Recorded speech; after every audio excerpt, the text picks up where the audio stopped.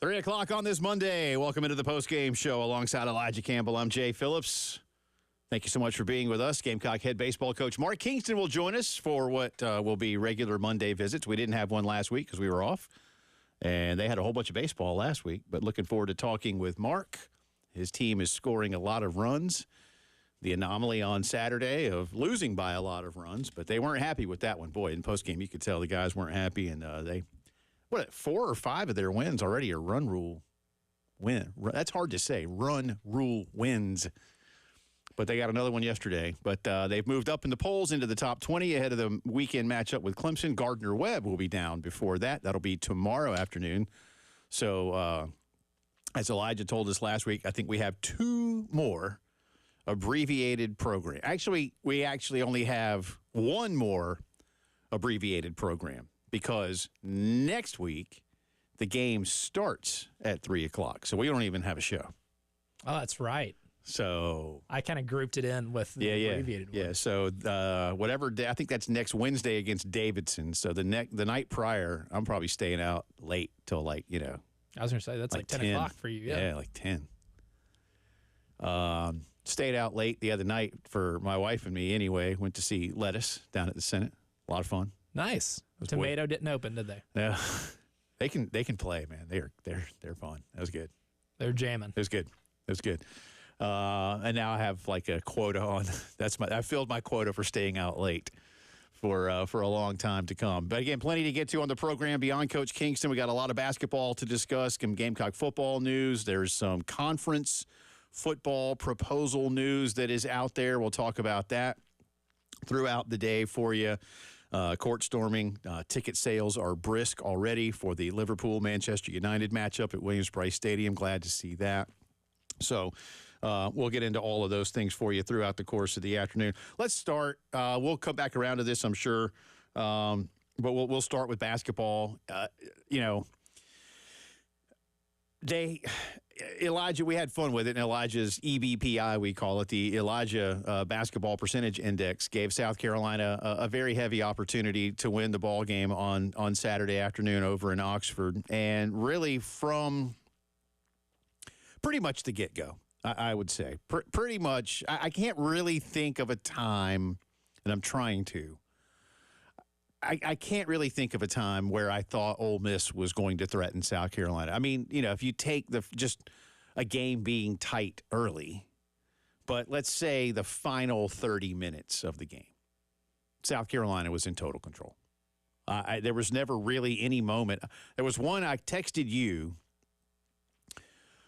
Might have been right after the kid got ejected. I can't remember. The Flanagan elbow punch.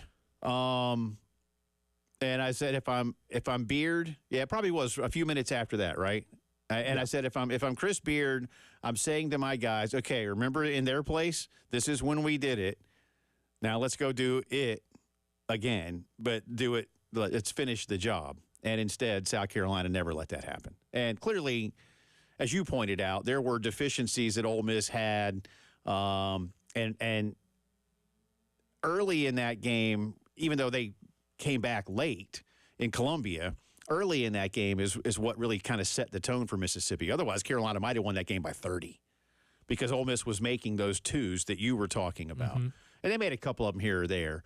But otherwise, I just thought defensively, South Carolina was suffocating. And Mississippi, that's what I say, the final half hour of the game of a 40-minute contest, Ole Miss never really got into any rhythm, ever really looked comfortable. And I thought South Carolina did everything they needed to do, which was really good to see. Because maybe my bigger concern, Elijah, was is South Carolina going to allow 2 losses in a row, including one that did not need to happen, to affect them further? And they did not. And I think Derek Scott's visit with us on Thursday made a great point. Would they rather have played in the midweek or get to it? He said it's certainly a two-way street, but he felt more leaned toward these guys needed a week off, and perhaps that showed. Yeah.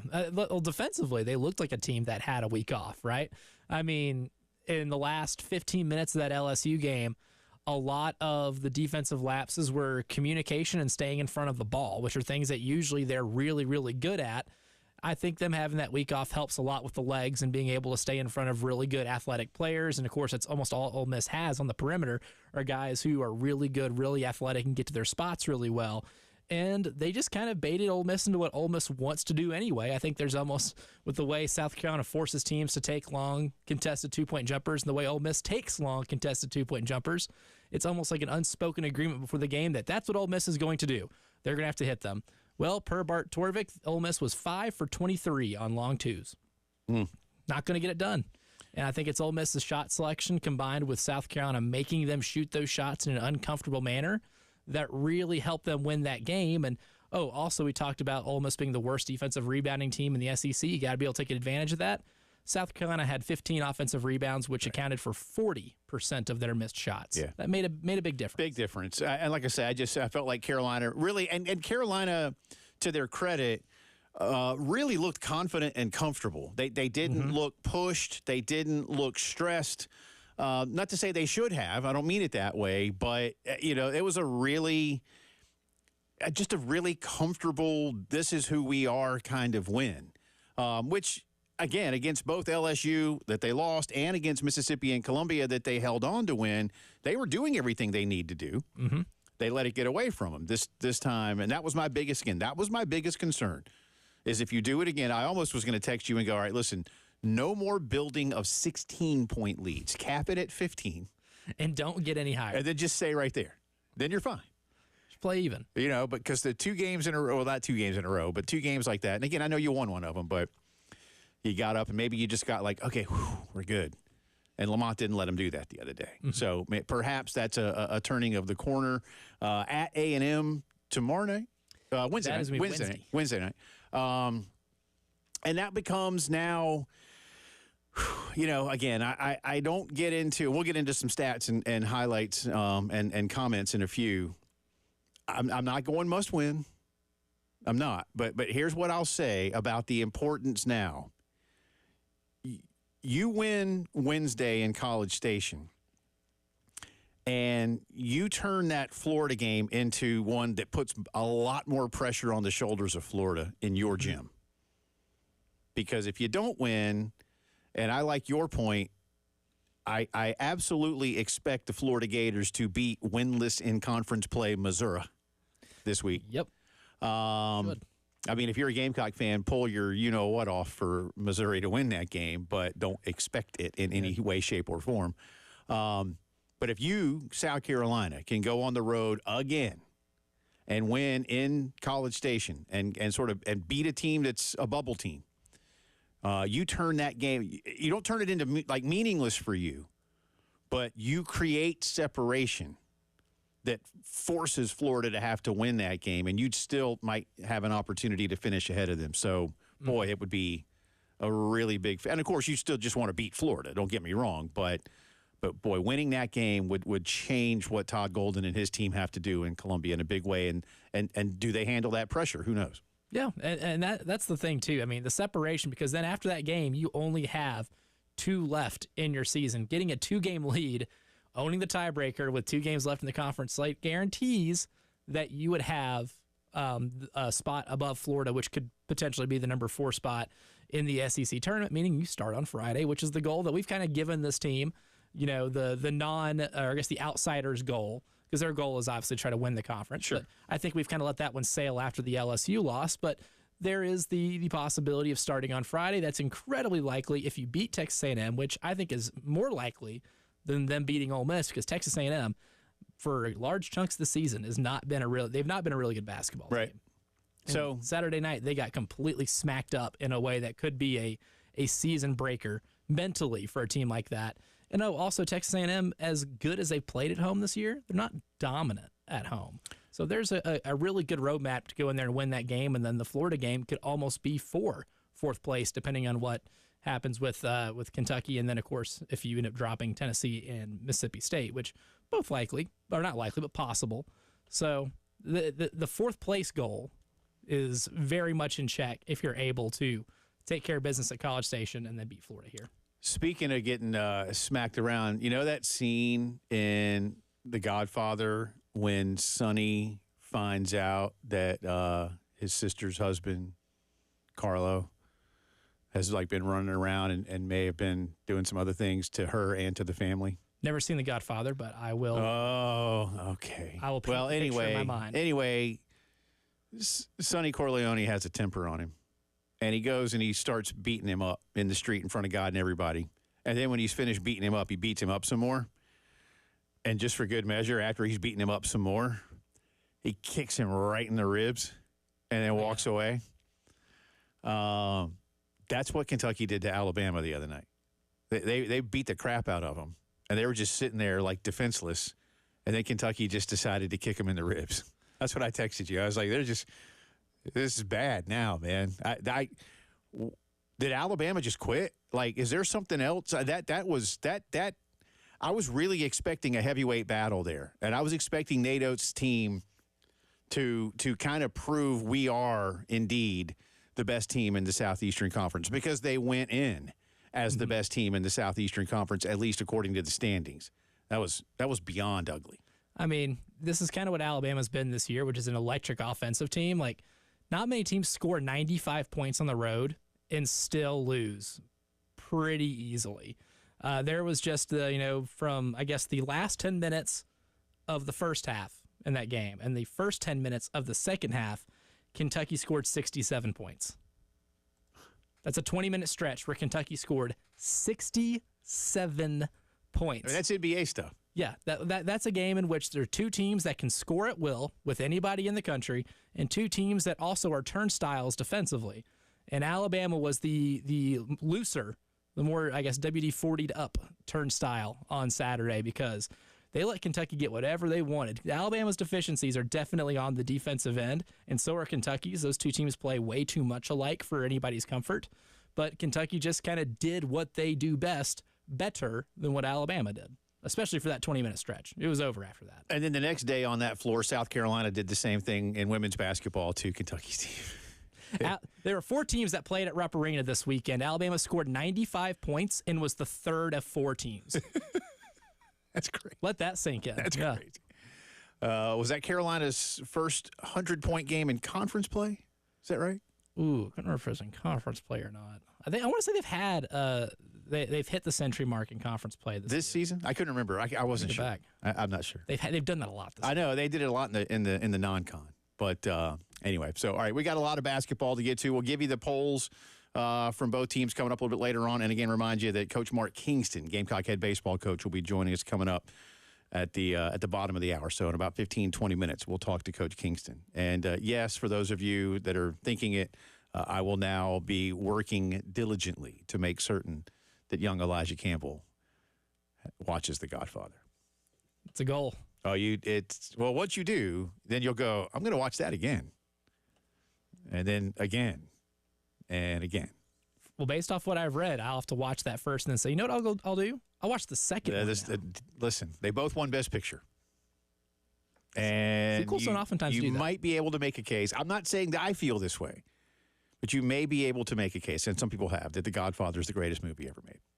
It is spectacular, man. So do yourself, don't do me a favor. You've already seen it. Oh, I've seen countless it times. I don't even know how many times. I mean, if it's on, it's one of those. I was like, oh, well, I guess I got to stop what I'm doing. Godfather's on. So there's that. 803-404-6100. Plenty to get to as the postgame show rolls on.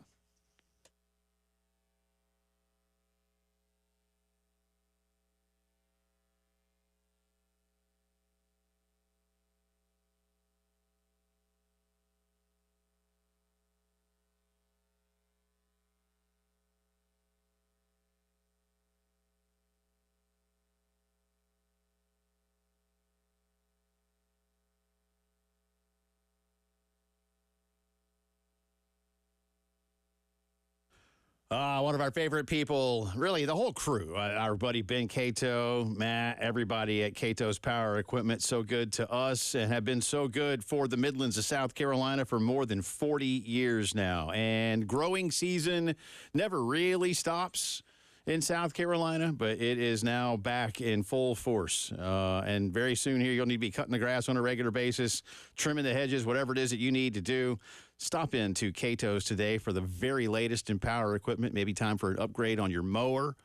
You need a saw, any kind, chainsaw, reciprocating saw, trimmers, blowers, everything in stock. Brand new equipment you can rent as well. Maybe try something out for a change. See if it's what you need. Whether you cut your own backyard, you do it for a living, see Cato's for excellent sales, service, and advice. Love what they've done for me. You'll love them too. Family owned since 1983, 4012 West Betline Boulevard. Cato's Power Equipment.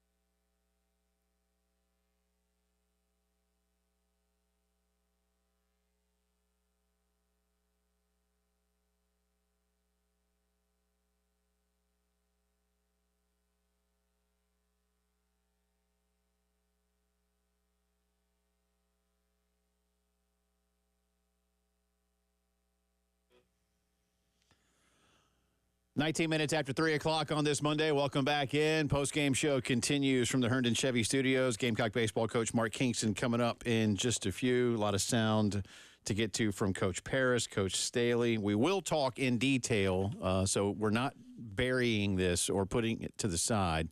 I want to have plenty of time to talk about it. We will talk about James Coley's departure. I haven't gotten to that yet, other than a brief mention at the top of the show. And I don't want to go too far down that rabbit hole right now because I can't really crawl back out. So I want to stay with basketball, but don't worry. I think top of the four, we're going to talk about that. It's called show stacking, industry term. We'll effort the information. We'll effort the information, the show stacker. I'll give him a call. That's right. Thank you. I know him pretty well. In the meantime, let's stay with Gamecock basketball. First, you want to do the poll? We're doing polls later? You want to do polls later? Yeah, we can save it. We can build up some drama for it. Yeah. Good news is you're still ranked. So Definitely. There's that. That's all that matters, right? Ranked in a lot of sports right now. Yeah. A lot, actually. That is kind of fun. Let's hear from Coach Paris. Zach Davis, you know what? Let's go there because I thought that might have been, let me get your take before we hear from this. All day, he was everywhere. That might have been his best game. Yeah. Like defensively, he had a couple lapses. I know late Lamont got onto him for the foul at like the tail end of the game. But offensively, I think you showed like his strengths really showed out in that game with the way he moved without the ball. There were a couple times where the guards would get into the paint and they kind of get to a point where you either have to make a pass, maybe probably out to the perimeter, or maybe down to the block, or take a contested mid-range jumper, which I know Lamont does not want them shooting a ton of. And there were a couple times where the dribbles picked up, and Zach Davis made the right cut at the right time and got himself some layups. He also got some offensive rebounds. He did. He scored. Took an elbow to the head. He did, yeah. Got Alan Flanagan kicked out of the game. I don't know what if he said anything to him before I will that, say, but it worked. This isn't anything other than observational, what I'm getting ready to say. So I don't want anybody to think, oh, is Jay blaming, like, Zach Davis for... I went back and I've watched the game again, and I went back and looked at the few minutes prior there in the second half. And in the possession before the elbow,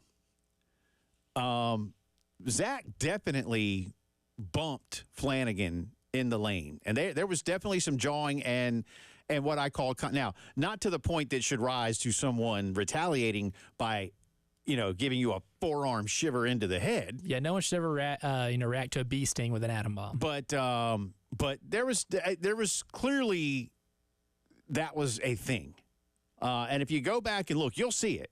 But there's a definite bump.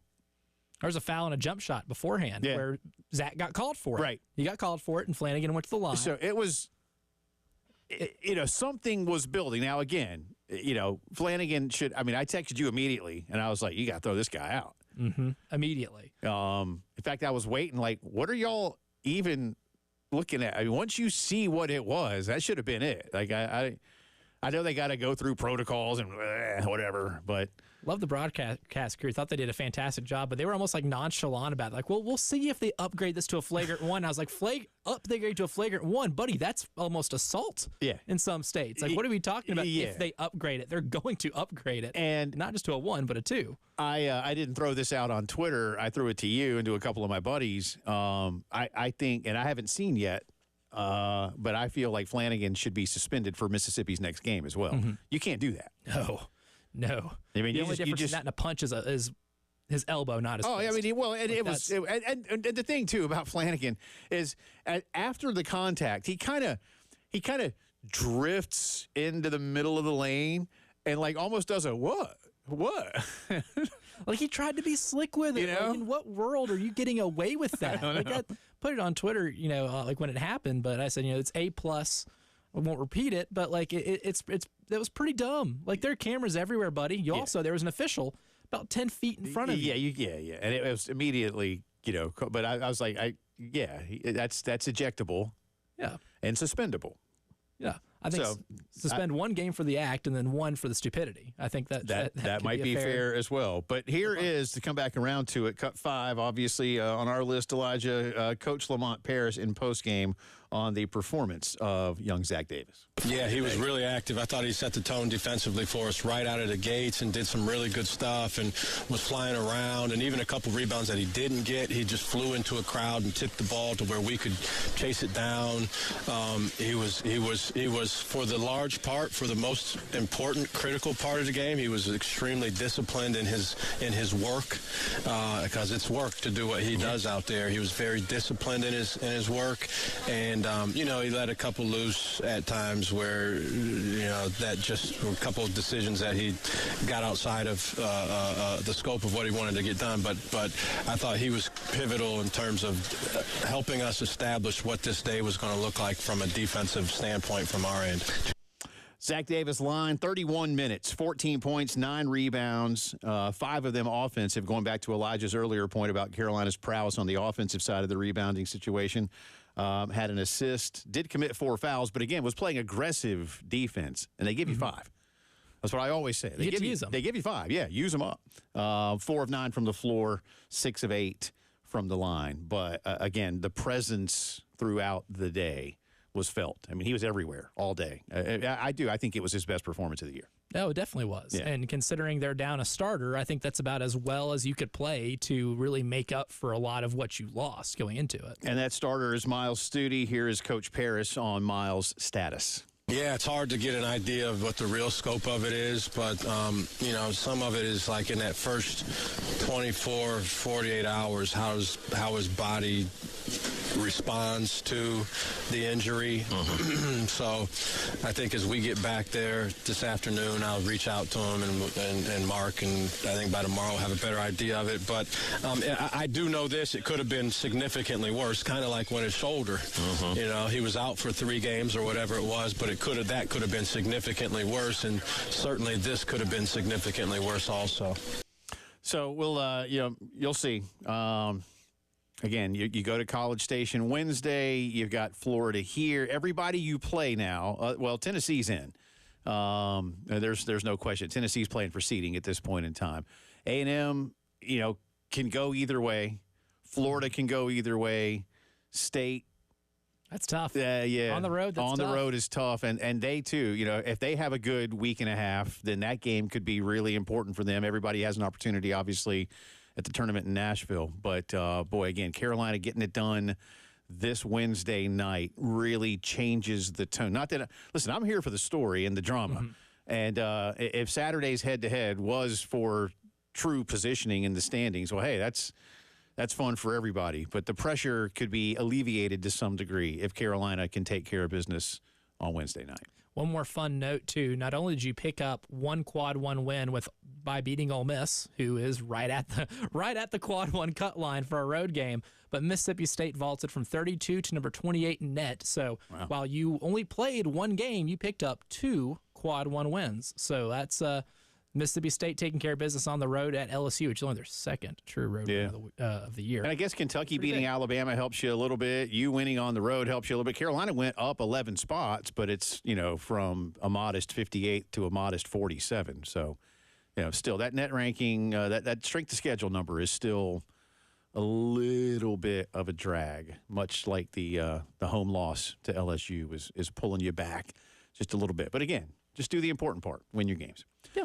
That's what Carolina baseball has largely been doing. Just one loss on the early going so far. That happened on Saturday. We'll get into everything Coach Kingston's team has been doing and start looking ahead to a big week as the postgame show continues live with Coach Kingston.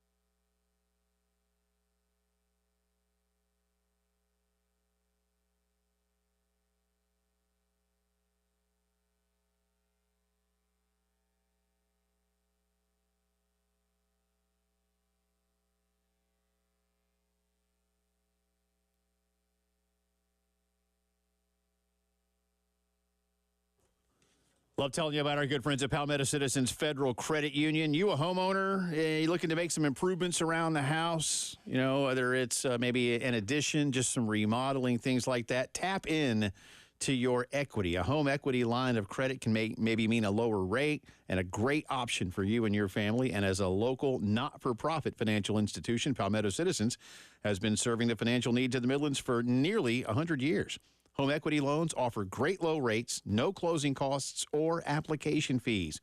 When you unlock your home's equity, you can easily access that line of credit over a 10-year draw period to assist with all of your needs and goals. You can apply online at palmettocitizens.org or stop in and visit any of their 14 convenient Midlands locations. My wife and I are customers. We use the Millwood branch, whichever one you use. Great people to work with. Check them out online, palmettocitizens.org. Palmetto Citizens, achieve your potential.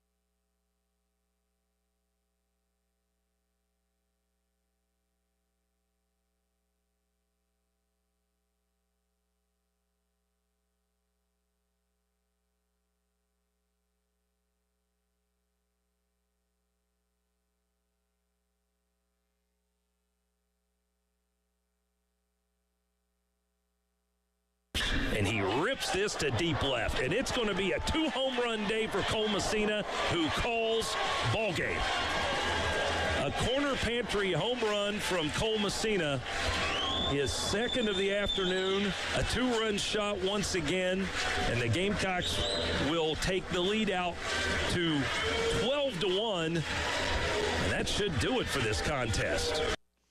And it basically pretty much did. Cole Messina with his third home run of the season. South Carolina improves to 7-1 on the year. Gardner Webb coming to town tomorrow. And then, of course, the weekend 3-game 3-venue series with the Clemson Tigers in a top 20 matchup. To discuss all of that and more, we welcome back onto the program the head coach of the Gamecocks, Mark Kingston. Always appreciate the time. Congrats on the early success so far. First time we talked to you since you played some games, so that's nice. 7-1 after 8, Coach. About what you're expecting to see from your ball club, both at the plate and out in the field and on the mound?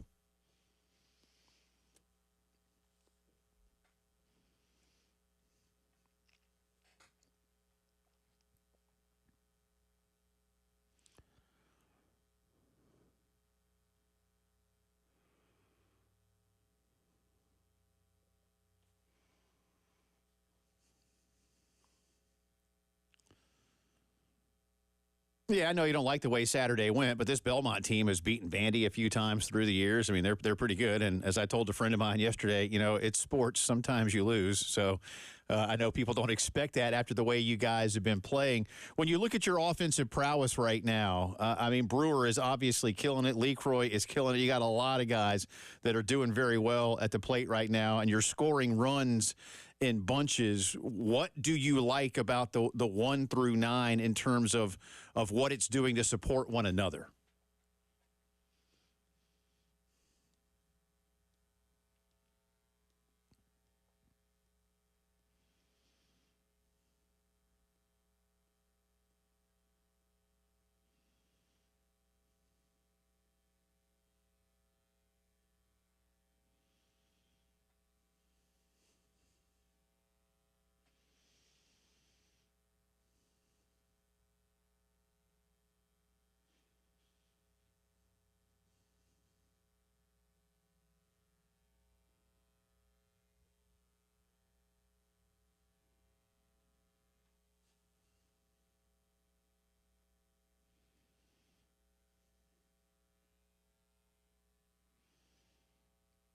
Coach, one of my favorite storylines, I guess, so far this year in the early goings is Roman Kimball. He got the start yesterday, went 4 innings, 4 strikeouts, 2 walks, and only 1 earned run. And so far this season, he's got 9 strikeouts and 6 innings. So what do you like about the progress that he's been able to make on the mound in these first 2 starts this season?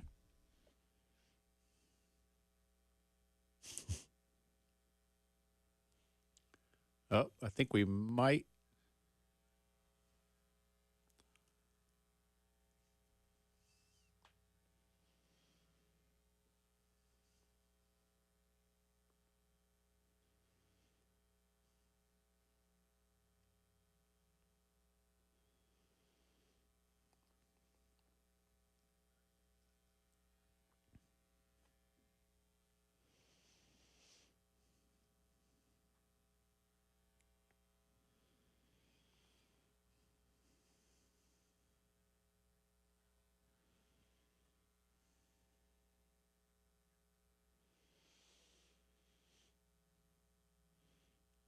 In terms of Friday, Saturday, Sunday, Coach, everything's still pointing to the 3 guys that you're sending out there in terms of who your rotation is?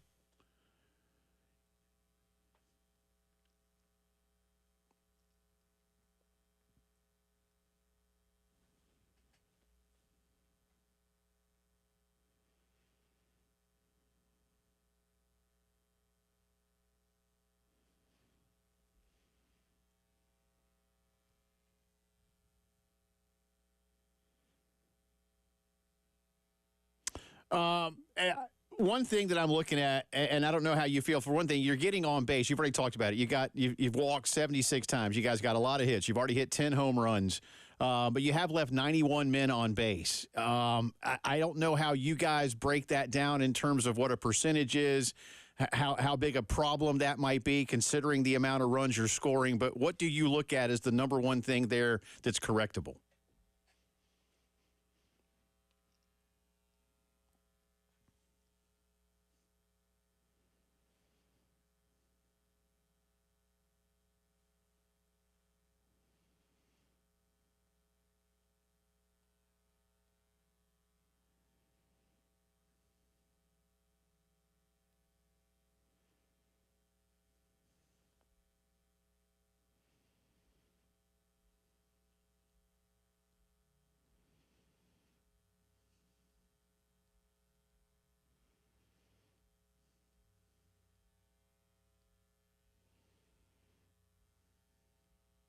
Mm-hmm.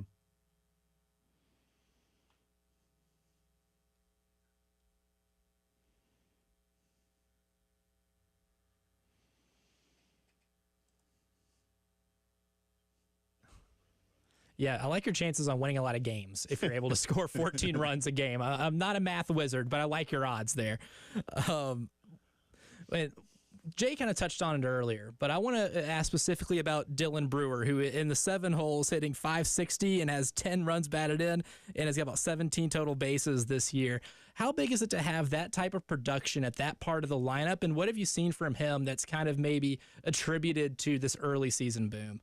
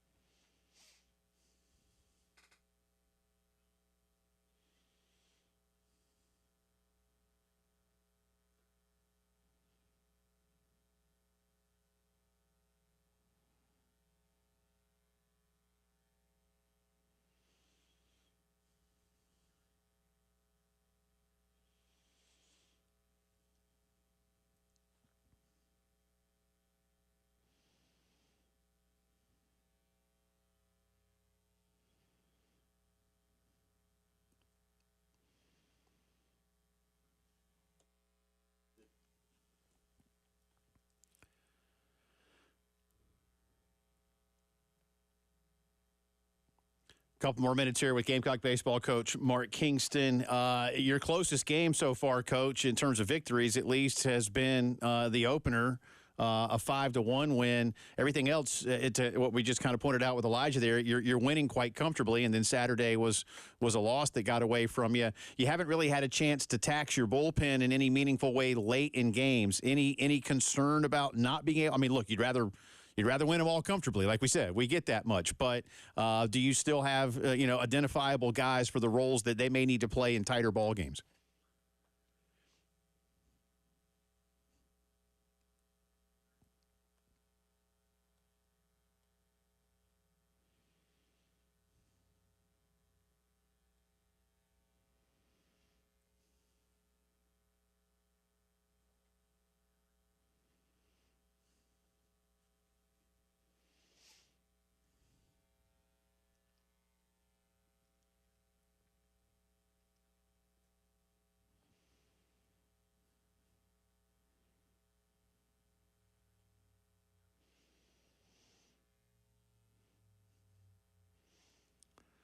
Last thing for you, got about a minute left. I know you have a game tomorrow. I know you're a baseball coach, so I know you can't look too far ahead, but do me a favor and just, kind of give us the 1-minute version of the conversations with new kids on the team about how every pitch in the Carolina-Clemson series feels like it's the postseason.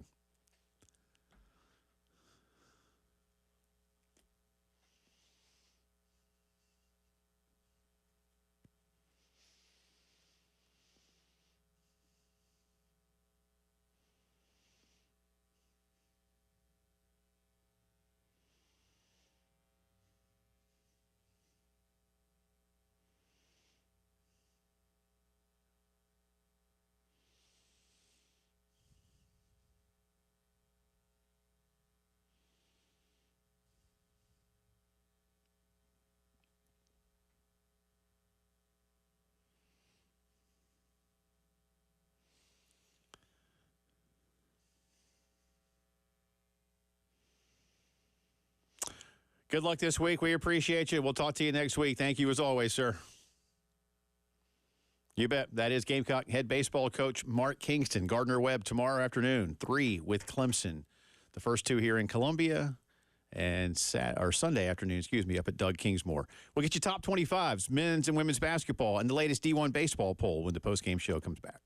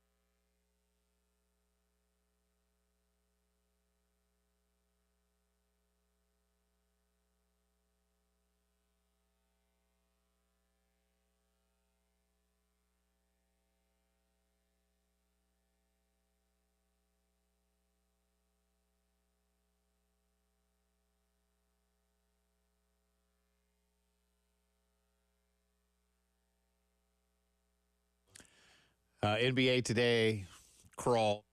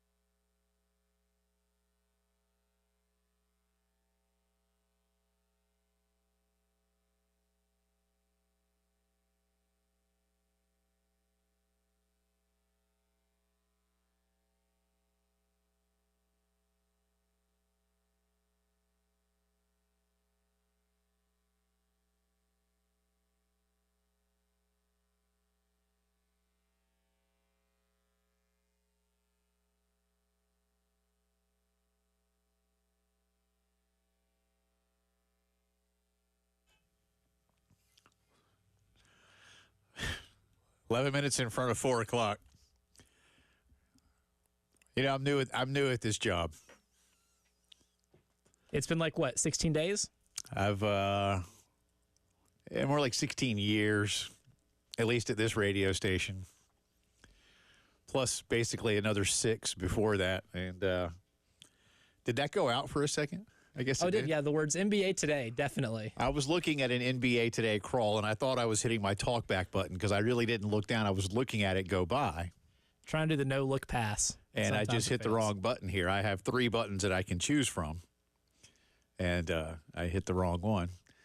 Our YouTube audience probably got really surprised for a split Well, second. I think I could feel my face flush, so I clearly got very embarrassed as well, despite the fact that you were the only person that could see me. Anyway, apparently Bronny James is no longer projected in the NBA mock draft. Yeah, if his name was Brandon James, he would have never been considered as a 3-star recruit. I mean, his I'm not freshman year. picking on the kid at all. I'm picking on those who have placed this upon him with no real reason to do so. It's not his fault. It's just like when Michael Jordan's kid went down to Central Florida all those years ago. Yep. And they're like, oh, he's terrible. I'm like, well, I don't know how terrible he is. He's playing college basketball. That's pretty good. And Bronny James is playing for Southern California. That's pretty good. Mm-hmm. But when a bunch of dopes out there hold you to the same standard as your father, Which is an impossible standard to reach. well, it is. I mean, Michael Jordan and LeBron James. I mean, that's one of the great debates. Throw Kobe and Shaq into the modern mix, and you throw, Wilt and others from, and Bill Russell from back in the day. Come on, but they make it like, well, he's really underperforming here. No, you morons put him in there. Why don't you let him play first and see what's up? And I think a lot of them got intel that some teams were going to overreach, like in the second round or something, just to try to lure LeBron to them, wasting a second-round pick. So I think that's where a lot of that came from. But he wasn't a finished product in high school. And then he had the almost tragic accident in the summer. Right. That's a lot to come back from. No one's going to draft him or should draft him. It'd be kind of shameless at this point to draft a kid whose expectations are already way too high, who in 1 year on a really bad Southern Cal team is averaging only 5.5 points and 2.5 assists per game, and is a 62% free throw shooter and shooting less than 28% from three. Let's use some common sense here. But people, people, whether they're fans or some of these, draft analyst types, they're the ones doing it. Mm-hmm. And that's what bothers me. When people call kids like this a bust. Oh, he's a bust. According to whom? He's 19. I mean, let the kid live his life and play and see what happens. But again, when you hold, I mean, if I'm LeBron and Mrs. LeBron, maybe I change his last name on purpose so as not to, right? That way they'd be like, wow, this kid really looks like LeBron James in the face, just 3, inches shorter. He's a solid player. We'll see what happens.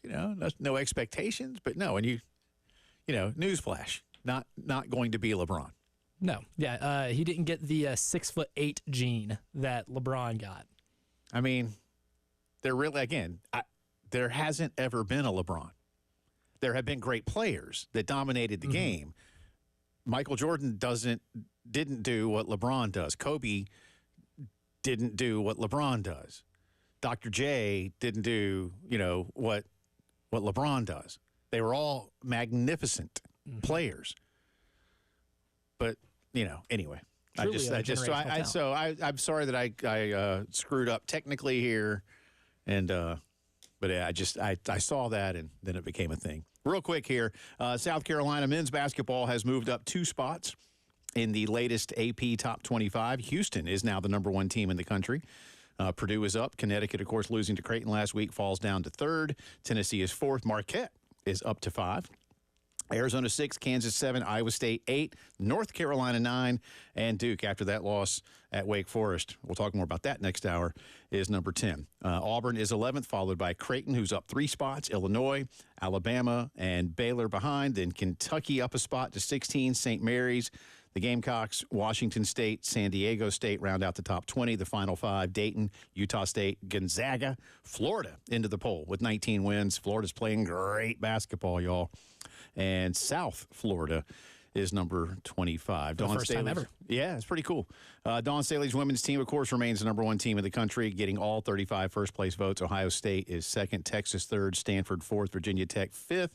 LSU is ninth, and that is the only other team in the top 25 from the SEC. Ole Miss did get a vote in the poll. And South Carolina baseball, real quick, is up to number 19 in the D1 poll. Clemson is number 10. And again, they'll see each other this weekend. Tell you how you can win tickets to some of that. Talk about court storming and James Coley's departure when the postgame show continues.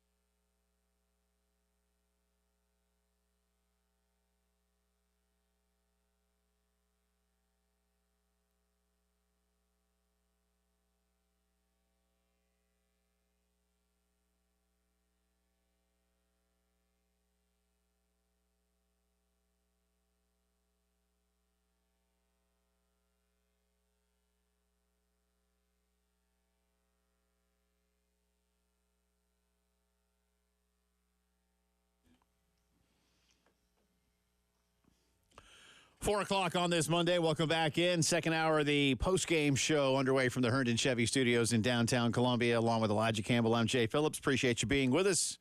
Thanks again to Coach Mark Kingston for joining us for his regular Monday visit in the last half hour. Revisit a little of what Mark had to say coming up for you in the final hour of the program. The full interview with Coach will be up soon, if not already. I don't know how these already things. is. Look at that.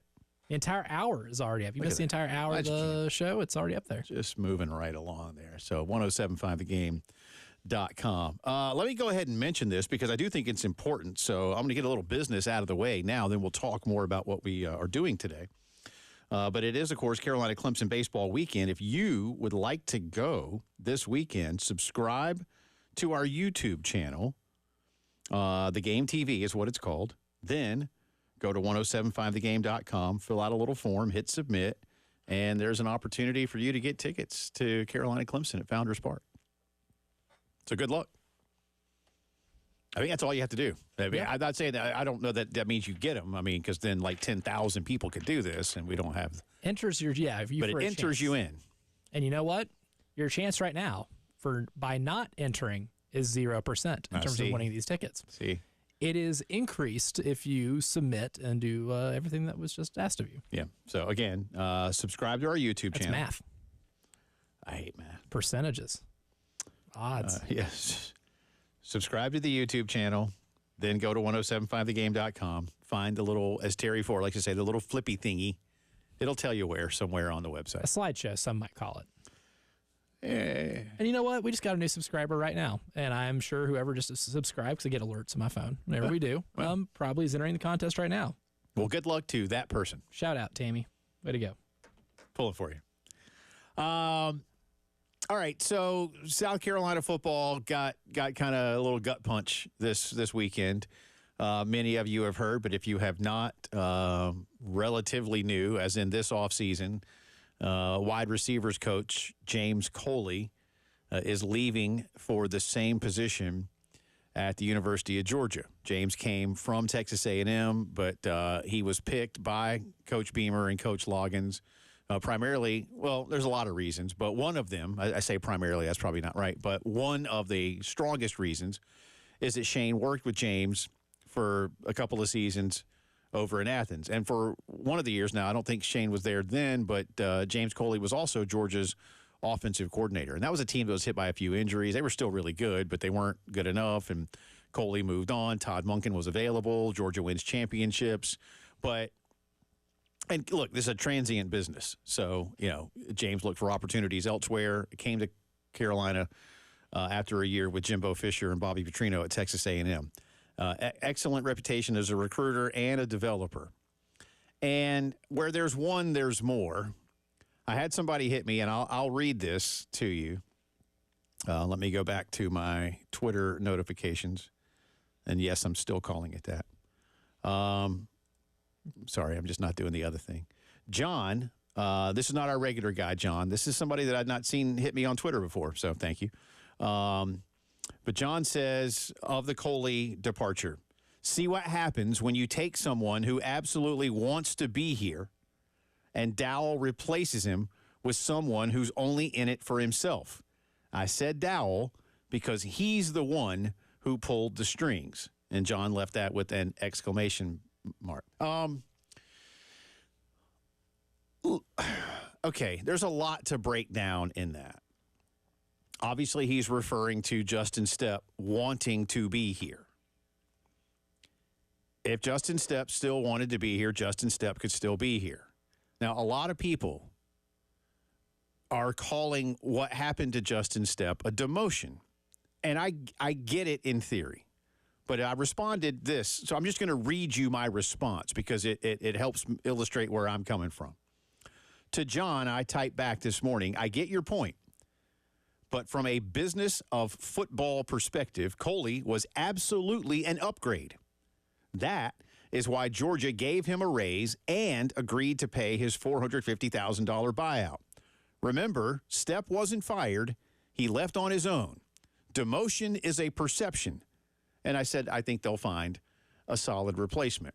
We had to say this a couple of weeks ago, and it's hard to say these things without sounding as if you're taking a swipe at the abilities of Justin Stepp, which no one's doing. And I'll say again to illustrate where I think Shane and Dowell were coming from. They fired Montario Hardesty.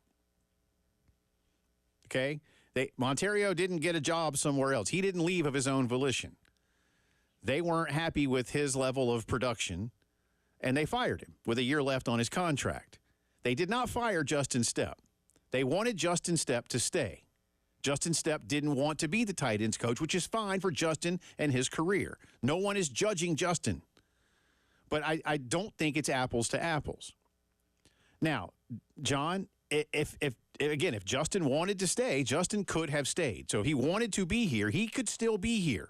And then you might not have Sean Elliott, which, again, with all due respect, I believe for what they hired and the abilities of this staff, they upgraded. Okay? That's my opinion. Like Justin, Sean's local. We talked about that. That maybe one of the reasons people feel the way they do about Justin's departure above any other is that he's from the greater Columbia area. So Sean. So that's a wash. So if that matters to you, and it should and can, or whatever, that's up to you as the individual. Then Sean also checks that box. Everything else would tell you that from a position standpoint, Sean's an upgrade.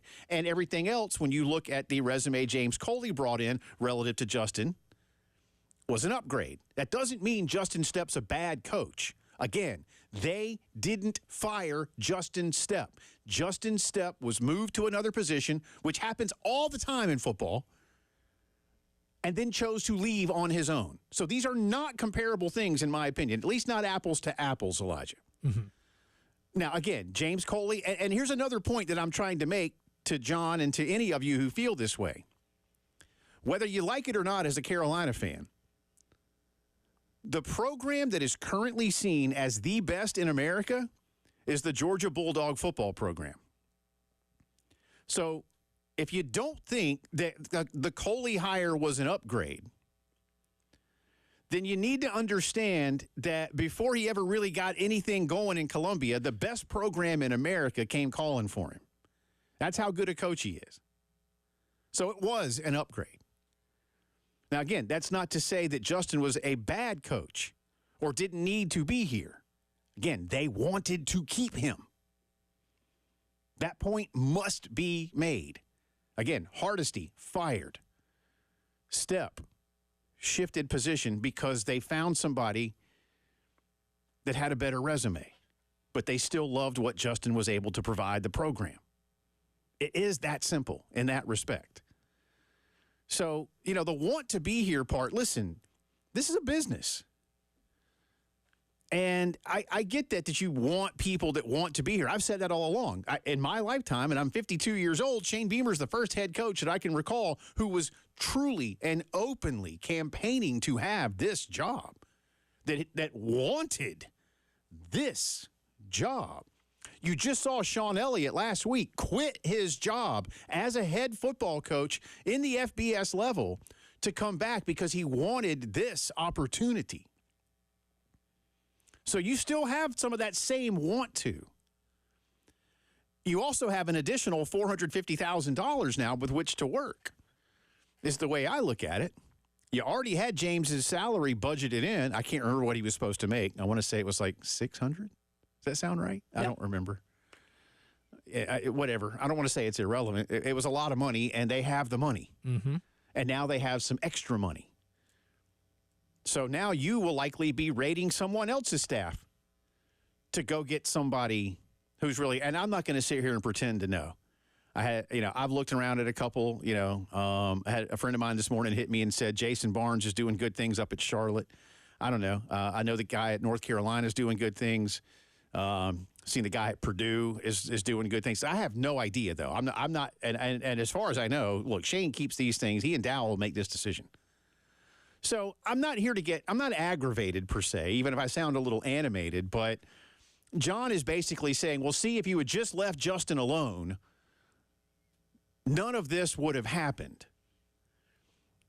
And I can't subscribe to that theory, Elijah, because it's very obvious that the head coach and his offensive coordinator felt that after looking at all of the evidence, all of the production or lack thereof in front of them, it was the right move to make and that you clearly did upgrade, even if now it's bitten you. But you can't foresee that at the time.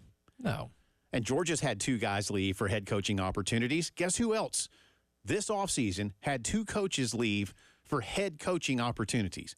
The University of South Carolina. They're hiring good people, y'all. They're hiring good people. And they wanted to keep Justin Stepp. I'm going to say that for the, as my mom would say, the umpteenth time. They didn't want Justin to leave.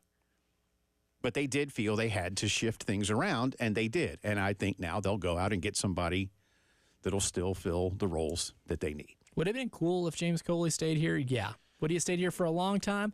I don't think so. Is this going to make a difference between winning 7 games and winning 9? No. Is it going to make a difference from going 5-7 this past year to going, maybe 6-6, 7-5, whatever you consider improvement is? No. I love position coaches. They play a very vital role in terms of game planning, scouting, and getting specific players ready and helping them develop throughout the year. But we need to quit acting, or I guess some people need to quit acting like we lost a coordinator. Right. Coley's good at what he does. Right. He's very good at what he does. But he's a mercenary. And right. Some of the reasons why these guys are mercenaries is because if they were going to be great coordinators or be as good as what a lot of people think they are one day, they'd stay in a spot for more than 4 years. Yeah. And I don't want to make it sound like I'm dumping all over Coley here, but whose offense has underachieved dramatically in the last 4 years? Texas A&M with otherworldly talent. I think with the money that you're getting from the buyout, it's going to help you get a coach that's going to be an adequate replacement. Yeah. I don't think this is going to be one where the sky is falling and there's nothing even going to be hitting you on the head. You don't have to wear an umbrella. Don't have to have an umbrella. Nothing. Don't have to have anything because nothing's falling. We're all good. Take a deep breath. The guy took a job at a place that is the dynasty of college football right now. That is the crown jewel program of the entire sport for more money and to get to be, like we said, at the crown jewel of the sport. Right. I don't think this is as big a loss as maybe some have had it out to be perceived. And if you don't believe me, look at other coaching staffs around the country. Sometimes the position coaches, they're mercenaries. Yeah. A lot of the time, they will be here for a little bit, here for a good time, not a long time. Right. And they go somewhere else. It's kind of just the cycle of college football. Yeah, it is. Again, this is nothing new. And I look, I get, as somebody who's from here, I get the level of emotional attachment you may place to someone who's, quote, from here. That makes it a little better. I get it. I do. But you got to kind of put that to the side. Again, the guy that they replaced Justin with is also from here and is an upgrade. So this happens all the time. It's never ideal, right? When somebody leaves you for something else. And look, Kirby, I'm going to tip my cap here now, okay? Kirby hires somebody off of Carolina's staff. He hires somebody off of Georgia Tech's staff and sends an able lieutenant. I know it's not quite this way, okay? This is now me. Those first 2 things are true. And then the third is that he sends an assistant to Georgia State to become the coach. And to play along from something Elijah had said last week about Sean Elliott's knowledge of the Sun Belt, it's like, hey, just remember when you got somebody who's real good, let's. Now, again, that's me, okay? I don't know that Kirby is saying that to Dell when he goes down there to start coaching Georgia State, but the phone call to be made to get some players will be a little easier. It's a nice relationship. But Kirby has rated Georgia Tech staff and South Carolina staff. But let's face it, if the best organization in the country comes calling for you, whatever you do, the bare minimum you do is listen to their opportunity and their offer. And in this case, with James Coley having had a long run in Athens previously in his career, whether you like it or not, and I get that you don't if you're a Carolina fan, it makes a lot of sense. But Carolina gets nearly $500,000 to help go find a replacement, and I'm sure Shane will have that done in a few days. Should you storm a court or a field? Boy, that came into the news after that Duke game the other day. We're going to talk about solutions as the postgame show continues.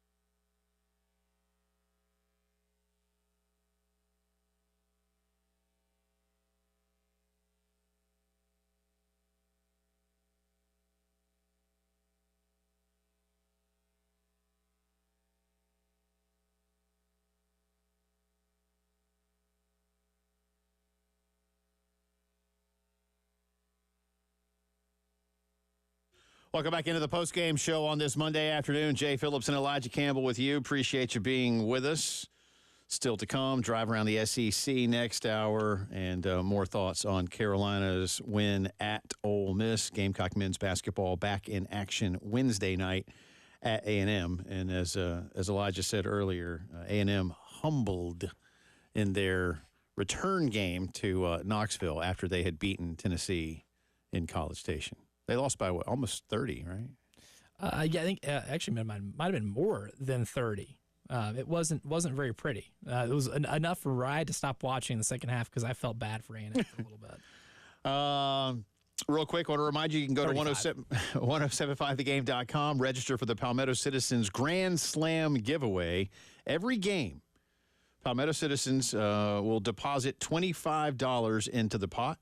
And if a Gamecock baseball player hits a grand slam, you could win all of the cash in that pot. So, again, you just need to go register. Have we had a grand slam yet? We have not. I didn't think so. So that's 8 games. So that's $200. Getting Lawyer Lisa contest flashbacks. Yeah. So good luck. Pulling for you. 1075thegame.com. Court storming, field storming has come up a lot through the years, dare I say, through the generations. I was talking with Terry earlier today, and I'll say this again. I remember in 2000, South Carolina football fans stormed the field 2 weeks in a row. First game was against New Mexico State because you hadn't won a football game in nearly 2 years, right? Of all the teams, right? New Mexico State. But you hadn't won. You'd lost 21 games in a row. And then the next week, you pull the upset and you beat Georgia. Make Quincy Carter throw 5 interceptions, derailing his Heisman campaign before it ever even really got started. Storm the field again. I get it. Number 1, Alabama. Basketball, beating number 1, Kentucky. Heck, this year. Now, again, this year, the Kentucky game was over well in advance, so it was really not a court storming as much as just a like, what do we call it, like a court entrance. A meetup at half court. Basically, everybody just kind of walked onto the floor. But Carolina has stormed the floor against Kentucky on multiple occasions. The Tennessee game a couple of years ago. Bama losing to Tennessee in Knoxville. Tennessee beating Bama for the first time in, nearly 20 years. It wasn't quite that, but it was close. And then there was a little incident there. Caitlin Clark this year loses at Ohio State. And, now you see the video of Caitlin, and I'm like, you thought she got shot. She wasn't looking where she was going either. Got to keep that head on a swivel. And she's fine. Good life advice. She's fine. I'm not picking on her, but she's fine. Doesn't need to happen per se. And then this weekend, Wake Forest, who was favored to win the game, I might add, and they're good. They're good. They just needed that for they tournament. Did. And look, but beating Duke is like beating Kentucky. When you say, like, act like you've been there, I was telling you earlier, I was like, Carolina fans have been there. You don't need to keep storming the court against Kentucky. You've done it a lot now. Like, it's cool, but, you've done it. But maybe some of the kids that are newer to campus and to their college lives want to feel that sensation. So I understand that. Maybe some of the same things that are happening at Wake Forest. Because I think Wake Forest beat Duke last year at home in Winston-Salem. But on Saturday afternoon, and I had this game on at home, Kyle Filipowski was bumped into. He believes it was intentional. I can't tell you from multiple angles that I've seen that there was any true intent to injure him. But I will say that those Wake Forest kids were shot out of a cannon onto the floor. I mean, they rushed it, man. Now, end-of-game scenario for both schools maybe could have provided a little bit more on this one. But the fact of the matter is, we're here to talk about should you or should you not. Let's play this cut. This is Duke head coach John Shire. This is a little longer of a cut, about a minute and a half here.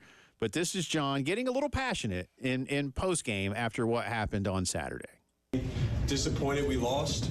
But look, for me, I'm more concerned about the well-being of our guys. Flip sprains his ankle. When are we going to ban court storming? Like, when are we going to ban that? Like, how many times does a player have to get into something where they get punched or they get pushed or they get taunted right in their face. And it's a dangerous thing. And I don't want that to take away from the game that Wake played. Because Wake played a big-time game. Salas was as good as could be today, and hats off to them. But you look around the country, and Caitlin Clark, something happens. And now Flip, I don't know what his status is going to be. He sprains his ankle. And it's one thing, like when I played, at least it was 10 seconds in the court, you would storm the court. Now it's the buzzer doesn't even go off, and they're running on the floor. And this has happened to us a bunch this year. It's part of it. I don't want this to take away at all from Wake. They earned it. They deserve the win. Steve is a hell of a coach. I respect the heck out of him and his team. They're really good. And if this is an example that they need to be in the tournament, what are we even talking about? So I'll answer any questions, but for me, that's hats off to them. We need to be better. We need to learn from this. But that needs to stop. There are a lot of people who agree with him. There are a lot of people who do not. And there is no simple solution. And we'll talk about solutions in just a second. One of the things about court storming that I often think about, and John kind of alluded to it there. This has happened to us a bunch, he said. It's part of it. Remember, as a fan, when you storm the court, you are shedding, even if they lost, you're shedding a positive light on your opponent. Mm-hmm. And I'm not always here for that. I don't mind court storming in certain situations. I said that, I forget which game it was now. I'll have to come back around to it. I can't remember. There was a game I was watching. It wasn't Carolina, but there was a game I was watching earlier in the season, and I was like, yeah, you guys go storm the court. That was good. That was good for you. I forget who it was now. I'll go back on my Twitter feed and try to find it. But West Virginia beat Kansas. That's what it was. Okay, that counts. Yeah. As bad as West Virginia is. Yeah, If Kansas in the top 10, yeah. It was West Virginia, Kansas. I get it. I do get it. John's not wrong either. And look, a few years ago when Carolina stormed the court against Kentucky, a Kentucky player did get bumped and maybe had somebody saying something to him, and Cal didn't like that. Cal's right. I don't like that either. I've been to many games where this court has been stormed. I wouldn't do it personally, but it's not because I'm against it per se. I'll let other people go down there and do that. I'll watch it from up above and go like, oh, isn't that nice? I don't want Let others have the fun. This is why, like our good friend Pearson Fowler likes to go and sit down low in the pit or stand like at fish shows. I'm like, dude, no, I'm not. I'm just there to listen.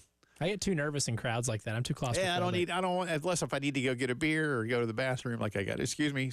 I don't want to do all that. Anyway. So ban it. Technically you're not supposed to do it. Technically it's banned. Yeah. That ship has sailed. Yeah, technically. So I don't know how you guys feel. I'm going to come back on the other side. I got two solutions, and I think Elijah has a few thoughts on this as well when it comes to. But I got two solutions, and they'll work if schools and conferences would actually do it. See what you think as the postgame show continues.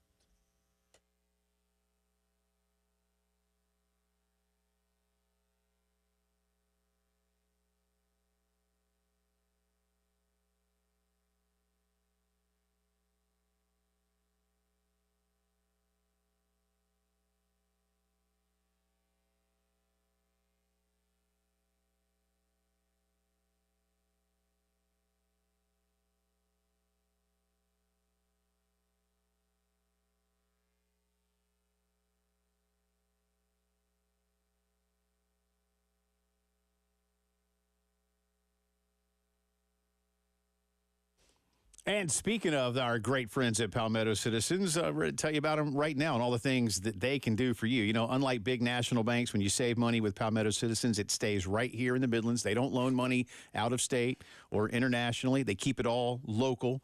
They don't have stockholders. That means lower fees and lower rates for their customers. If you're ready to apply for any kind of loan, new credit card, car loan, mortgage, home equity line, Yeah, anything to send the kids to school. You got high interest rates with another bank and you want to lower those things, check with Palmetto Citizens today. In addition to those great low rates, they can work with you to customize terms and payments to fit your needs and your budget. My wife and I are very satisfied customers of Palmetto Citizens. I think you will be as well. For any of those things, apply online right now, palmettocitizens.org. Visit any of their 14 convenient Midlands locations. And remember, with Palmetto Citizens, you can achieve your potential.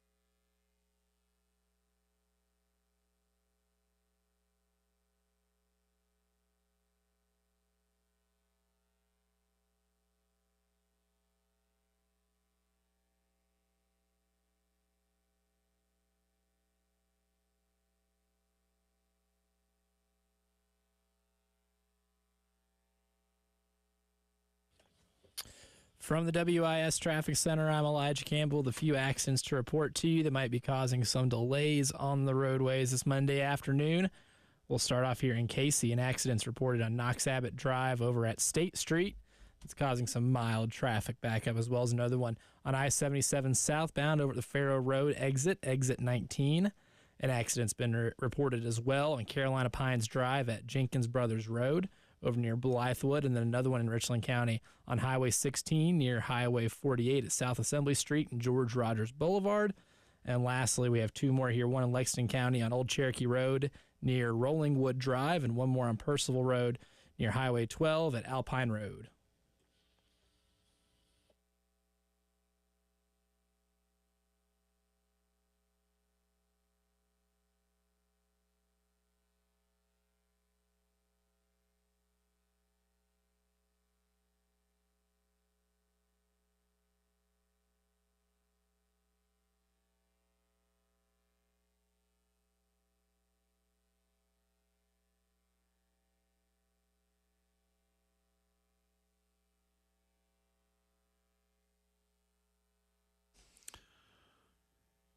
Court storming took center stage again on Saturday. Wake Forest defeating Duke in Winston-Salem, and the Wake Forest fans, primarily the students, as John Shire said, they were launched onto the court. But we've seen a lot of this, sometimes good, sometimes bad.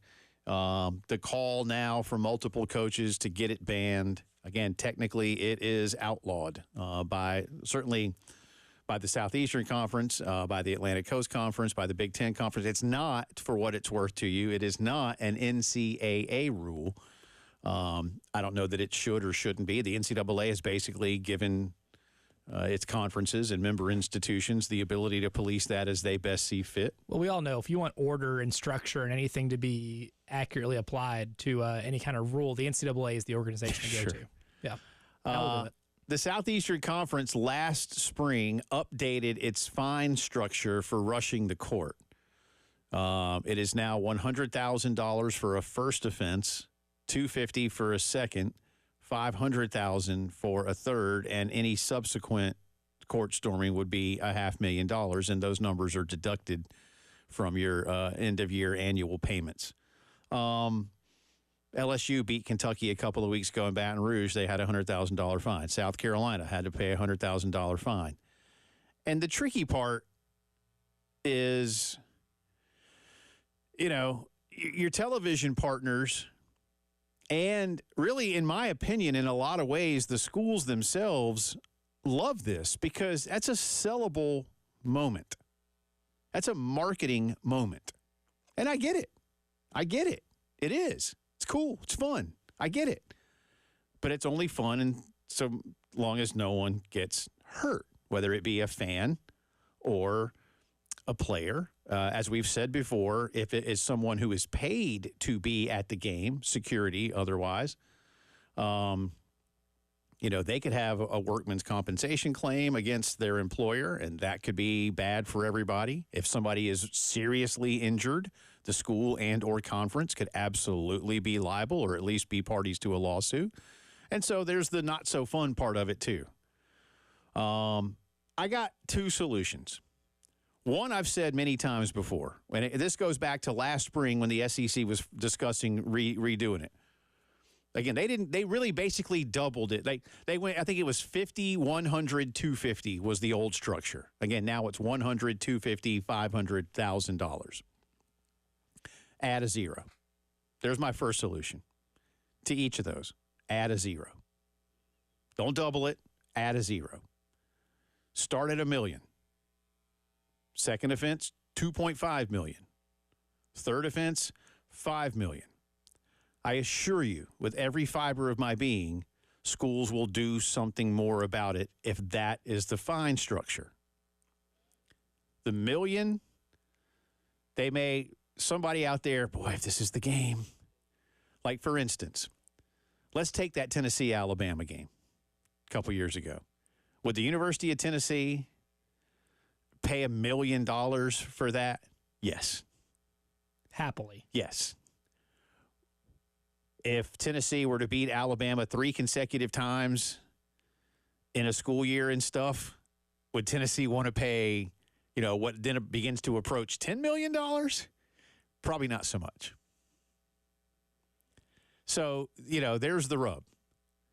Now, you may say to yourself, Jay, that's ridiculous. That's so much money. Yeah, it is. That's the point. You got to put things in place that make it prohibitive.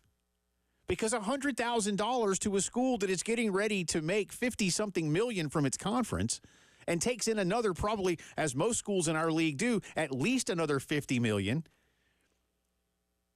and some of them more, Florida, A&M, Alabama, Georgia. What's $100,000? Nothing. What's $250 even? Nothing. They got it. They got it. Add a zero. All right? That'll work. I really believe that'll work because schools then will be proactive. My second one, and this goes to something a little different. As many of you know, I'm a big soccer fan. And in the last few years, there's been a real problem, not with field storming. They don't do that in Europe so much. But with really bad racism in game from a lot of fans towards black players.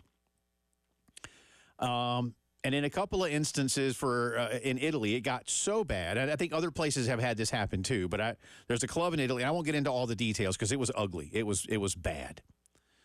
And they were repeat offenders. And so finally, like the Italian league, and I think even the government to some degree, basically came up with, here's the thing. You're now going to play a couple of games with nobody in the seats. Period. Nobody. The two teams can show up And that's it. We'll put it on television, but nobody's coming. You had to refund all your ticket money. You won't sell any beers. You won't sell any snacks. You won't sell any merch. We're going to hit you where it hurts. Nobody's going to be there. Now, you could do that, too. And let's just use the example of our own Shakin' Dave Aiken, PA man extraordinaire, and a wonderful human being. 2 minutes before the end of a basketball game or a football game, but let's say a basketball game because that's more likely to happen. Fans, a reminder, if you storm the court, South Carolina's next 2 home basketball games will be played in an empty gymnasium. Please do not storm the court so that you can attend the next 2 games. Thanks. Now, they can have some lawyer write some more legalese statement for Dave to read. But that's a real threat. Nobody can come to the game. Is it working in Europe? I think to some degree it's had an effect. Will you ever eradicate, that? No, not completely. And I'm not trying to equate racist chants from stadiums with court storming, but I am trying to equate the fact that something that is banned and is heavily frowned upon continues to happen because punishments aren't strong enough to truly stop it. So those are my 2. Will they work? I don't know. Will they even be implemented? Nah. Well, you know what that would require, right? Spending money on at least a couple thousand more security guards for them to make $9.50 an hour. Because if I'm a security guard, which I used to be for a while before getting back into college, and if I was told, hey, you got to keep these people off the floor, and if someone gets on the floor, you got to apprehend them. The hell I am. Right. For $9.50 an hour, are you kidding me? Right. No, they don't make enough. Trust me, they do not make enough money to keep people off the floor. And Jay Billis had, I would award the dumbest take of the day. And that's when he went on First Take and said, well, what you do is you let these kids get on the floor and you don't let them out. You say they're going to get apprehended or go to jail. Okay, yeah, with what police officers, buddy? You want to take people off the street so they can keep kids from getting off a basketball floor? Right. Laughably dumb. Arguably the worst thing. Let's not make this more complicated than it is. My only big solution here is because you're not going to be able to keep thousands of kids off the floor with a handful of security guards and empty threats. But what you can do, in the instance of the Wake Forest thing, the kid who ran into Kyle Filipowski, we can make a rule that if you make contact with an opposing player, you're suspended from school. If you have a scholarship, that's revoked. And depending how hard you're into them, you can have charges pressed against you. If you run in and you make forcible contact with a student athlete, you can have that charge against you. Charging one person with a crime is significantly easier than the hundreds that are going to get onto the floor. We have cameras everywhere. How many angles have you seen of the Kyle Filipowski play? Yeah. These schools usually keep up with a few. These schools usually do a really good job of keeping up with who swipes their card to get into the game. Right. So you have a database of who all's at the game. You can identify the goober who ran into Kyle Filipowski straight on pretty easily. If you establish the rules beforehand, if you get on the floor, you can do. But the minute you make contact with an opposing student athlete, you are subject to fines, scholarship getting revoked, and potential further punishment that the university deems fit. Boom. There you go. I like it. It'll at least keep kids more aware. Because the court storming is not the problem. It's the 1 or 2 bad actors that are the really, really bad problem. I think addressing that is significantly easier than having to pay a lot more and getting more security guards and making your arena or football stadium, look like you're on patrol and having to keep people on lockdown. Well, like I said, last time we talked about this after the Caitlin Clark thing, which was not the only time we've discussed this particular topic. Just electrify that yellow rope. And no one get on there. Then you can keep the kids off the floor. Yeah. That's it. That'll work too. But when Derek on the call said that you ain't keeping the kids off the floor tonight, he's true. Right. It's true. He's not kidding. You weren't keeping them off, but an electrified yellow rope would do some damage. Speaking of soccer, big event coming to Columbia. We'll tell you how those ticket sales are going and more as the postgame show continues.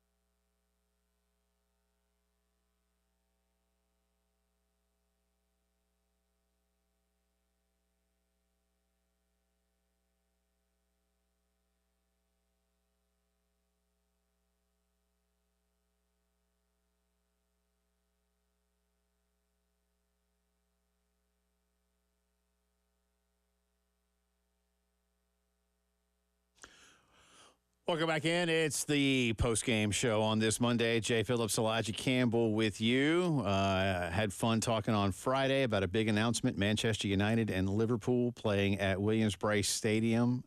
It is their only matchup against one another this summer in the preseason. These are two bitter rivals.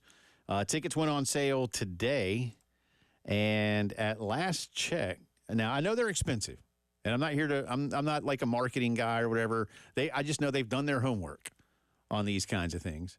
But they are expensive. I was telling Elijah 6 years ago, I went to see my favorite team, Arsenal, play in a summer game up in Charlotte, and it wasn't cheap, but I was willing to do it because I had never seen Arsenal in person. And one day I'm going to get to London and see them play. My wife is a Tottenham fan. They also play in London, and we have a vacation theory, at least. Conjure up an idea. Yeah, that we're gonna hit London, and we're gonna not go because they're rivals, so we don't want to go see them play that game. That's dangerous overseas. Yeah, you'll get beat up, man. I don't want that. I don't need that. I don't need that in my life. But we'd like to go. But until then, I need to see them when they come to the southern United States. And so I've done that. And these two clubs are huge. So people around here, and listen, it isn't just going to be, this is not just like Columbia people, okay? This is going to be, I'd love to know when people are coming in. I hope they do one of those like heat map surveys and figure out where people are from. My gut is that there will be at least like 20 states that are represented at this match. That's how big this is. I'd like to think it could be more, but 20 seems like a lot. But I bet you there will be people coming in from all over, probably from Canada.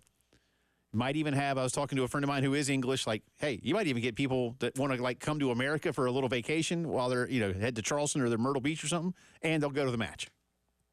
Just come over to Columbia for the match. Who knows? I have no idea. But sales today, they went on sale for the first time this morning, and I saw John Whittle tweet out that when he joined the queue just to see, there were 10,400 people ahead of him in the Ticketmaster queue. And if each of those people bought 2 tickets, then you have already sold well over a third of the stadium. So, or at least around a third of the stadium, if they buy 2. So that's nice. And I think they're going to sell most of these soon. I think there's a public sale tomorrow. Look, I know that some of the upper level seats are the way they have them tiered. I think if you're higher up, they're a little lower price.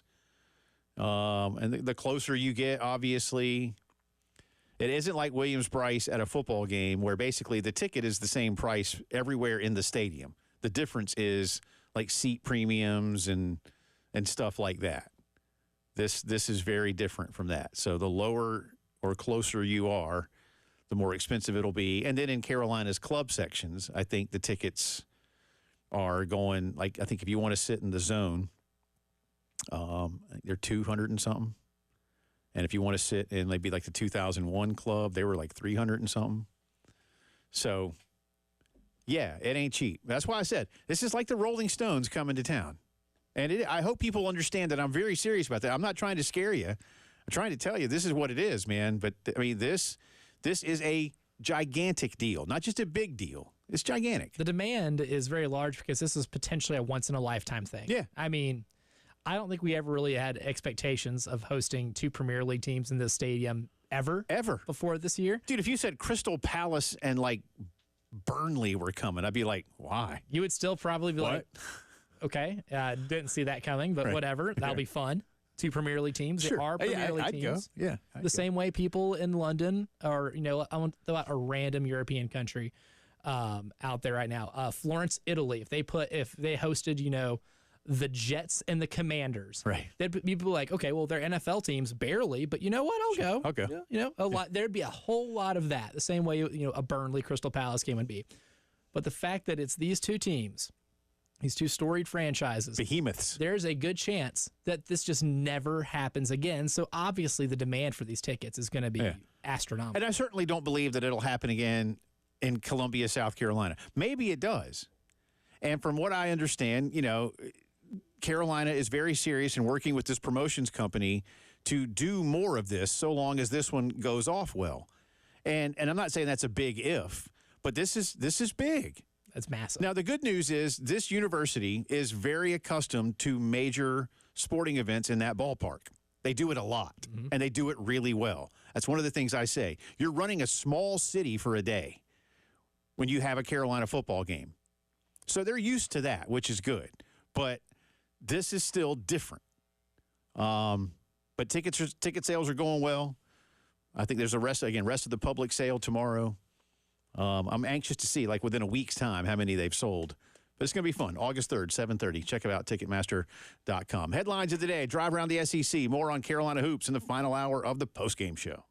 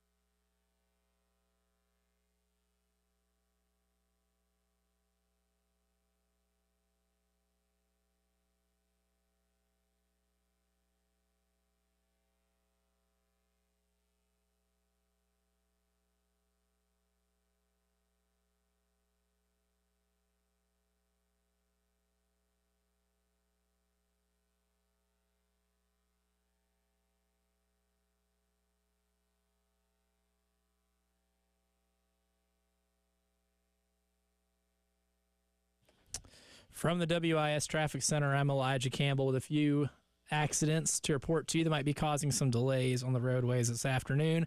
We'll start off in Blythewood. An accident at Carolina Pines at Jenkins Brothers Road is causing some slight traffic backup, and one more on I-77 southbound over at the Farrow Road exit. That is exit 19, so those two in Blythewood are causing some slight traffic delay.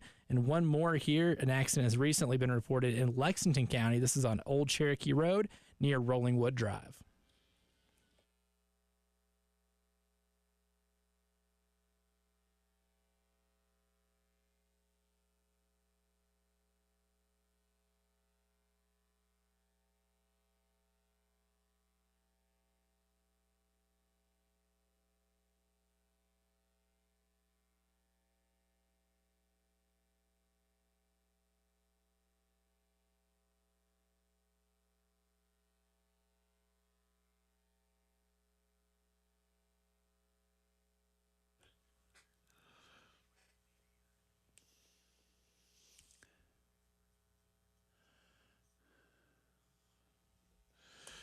Never gets old. Welcome in. Final hour of the postgame show coming at you from the Herndon Chevy Studios. Jay Phillips and Elijah Campbell with you. We'll start with local headlines and South Carolina men's basketball with a big win on Saturday in Oxford, Mississippi, a game in which they, in my opinion, never really had a whole lot of concern. In fact, I'm not sure the 13-point difference does it justice, but they played quite well, 72-59, the final score.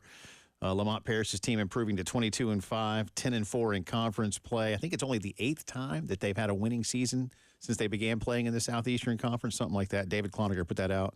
But that's a definite at this point in time. Ole Miss still looking for their 20th win of the year. Dawn Staley's team, meanwhile, went to Rupp Arena on Sunday, and had absolutely no issues at all.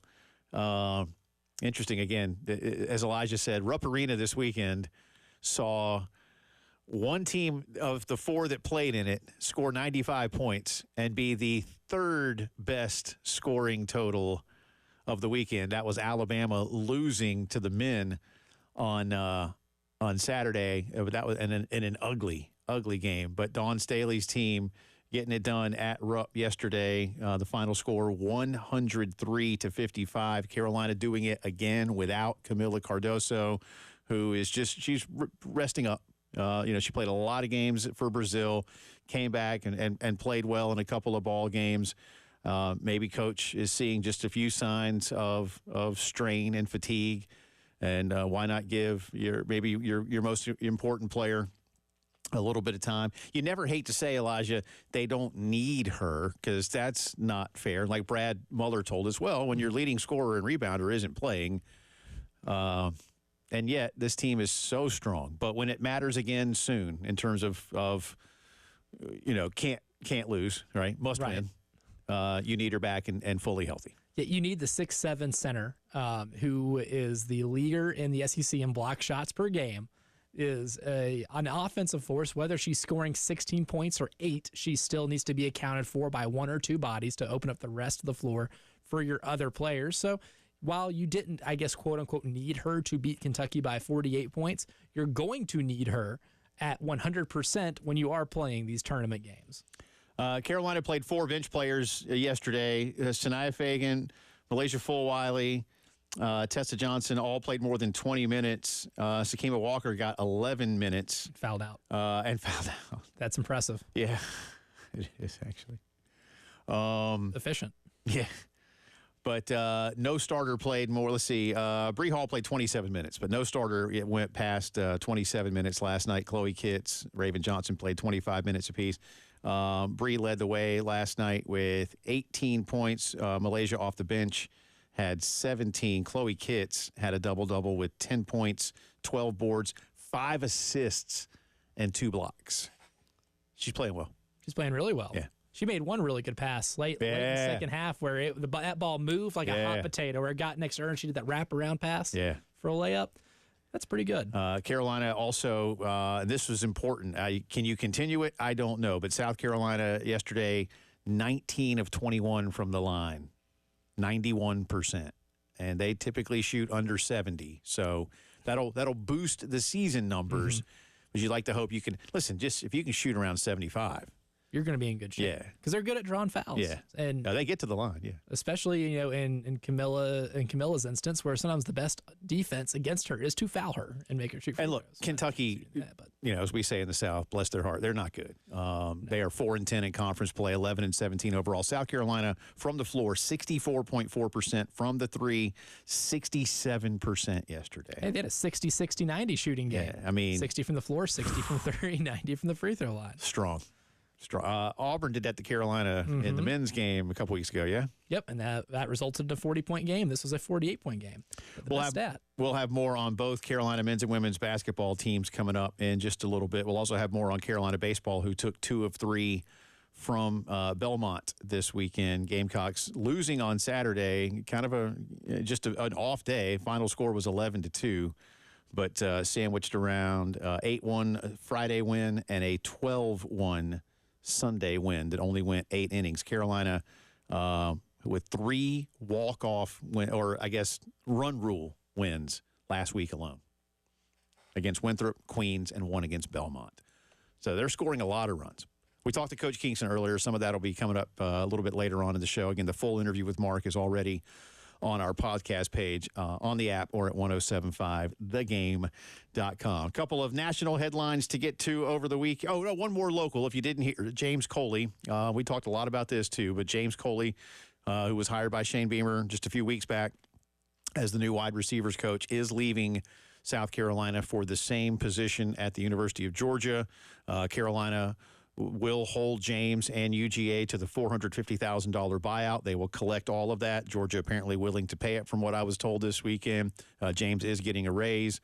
No word yet on where Shane will be looking for a replacement. James was going to make a lot of money while he was here, so you add in the $450 to whatever they had budgeted to pay him, and they'll have a budget to get what I believe, and I know Elijah is nodding and believes as well, as do many, a very suitable replacement.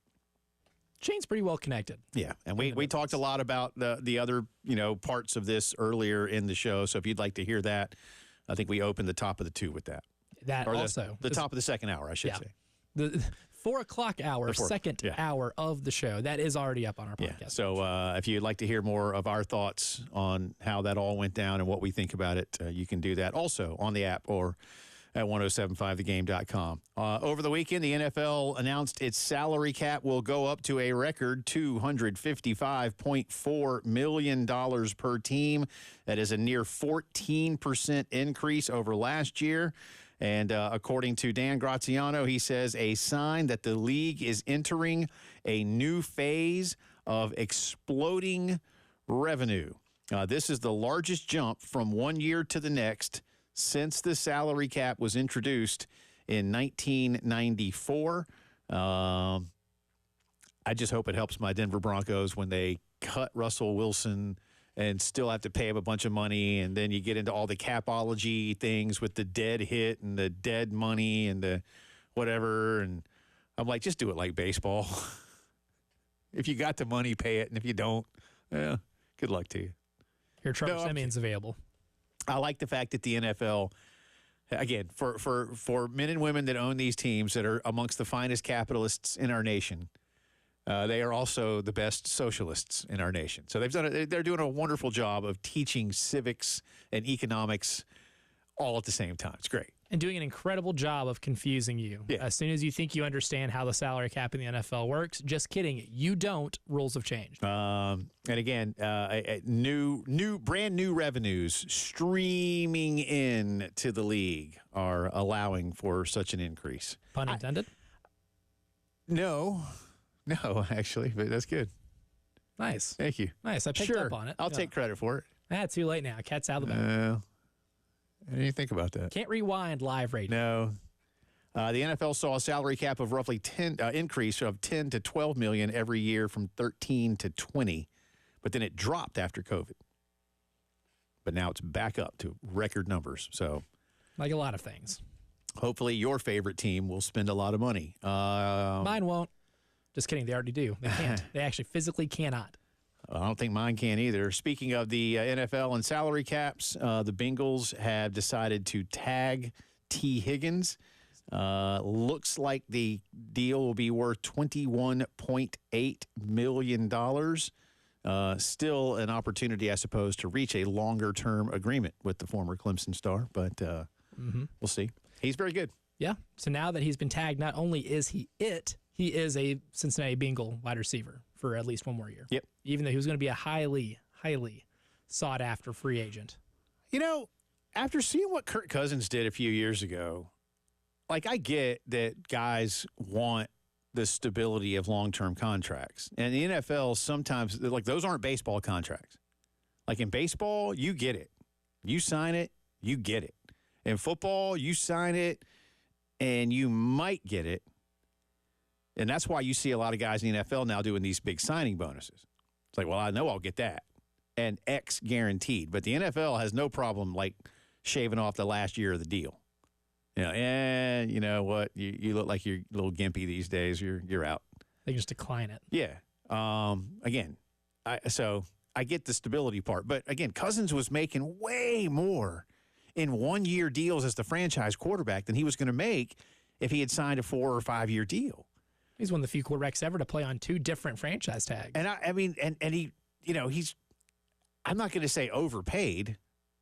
I mean, the decision was there to tag him. So you know what he's going to get. But if I'm T. Higgins, I'll be like, all right. And now you just, you know, go play hard, show out, make a lot of money next year, let him tag you again. That number's going to go up. It'll still be it. It's a lot of money, man. 21, almost $22 million. Speaking of Ohio, and I like this final headline for you on this Monday. Ohio gambling regulators, officially called the Ohio Casino Control Commission, late Friday granted a request by the NCAA to stop or to disallow wagering on collegiate prop bets. And this is done primarily, they say, for athlete safety, not so much because there's any kind of anti-gambling thing. The statement said today's decision to prohibit player-specific prop bets on collegiate competition marks a significant step in the protection of student-athlete well-being and game integrity. The statement goes on to say, basically, they don't want kids being threatened or harassed. You know, some guy out there playing FanDuel in Texas is getting all over some kid in Florida because he had 85 rushing yards or, 12 points in a basketball game or whatever. You cost me money, you stupid kid. So this, I'm fine with. This is good. I see it enough in the NFL where guys give, God. I can't believe Derrick Henry only had 92 yards. And be like in their mentions doing that. Yeah. Doing that mess. Yeah, like, thanks for nothing, Derrick. Like, nah, dude, you're the one that placed the bet. The only losers of this new rule are the people who are cashing out on the over on Iowa punt yards this year. Other than that, I think this is a win for everybody. This is good. I like this. You don't need to gamble on what an individual college player or what a 19-year-old is going to do in a specific game. Right. You're right. A collection of 19-year-olds? Sure. But a 19-year-old? Yeah. Well, and then give them grief for it and all that, like it's their fault or whatever. I mean, okay, you had a bad night. Yeah. And you're the one who put the money down. But they also, in addition to them being harassed and such, this also, they hope, will prevent the ability of some unscrupulous types from getting to some young man or young woman and urging them to perhaps go maybe under a certain total. When the motivational speaker is telling you to bet on yourself, they're not being literal. Yes. Okay, Sean Booty. Yeah. So there's that. But good for the state of Ohio. I agree with that one. Those are the headlines of the day, brought to you by our great friends at Integrated Media. Weather is warm. System to watch your favorite ball games, your favorite movies, TV shows, concerts, and listen, way more affordable than you might believe. You think, I can't get a professionally installed outdoor system at my house. Yes, you can. And once you do, you can just thank me for sending you Integrated Media's way. 803-948-8327. It is a great time to get an outdoor system installed, no matter what, outside. And it lives out there all the time.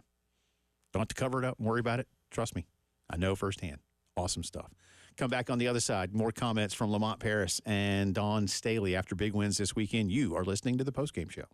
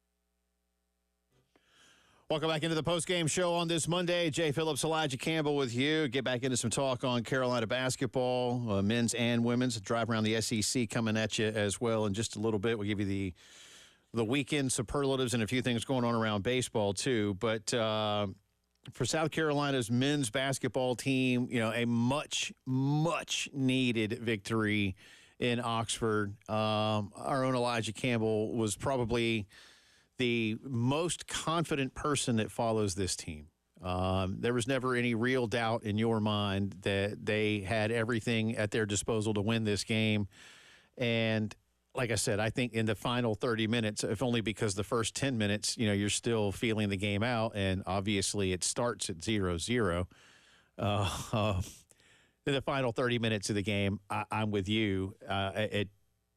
Carolina just never really, as I said earlier, never really seemed overly stressed, pushed.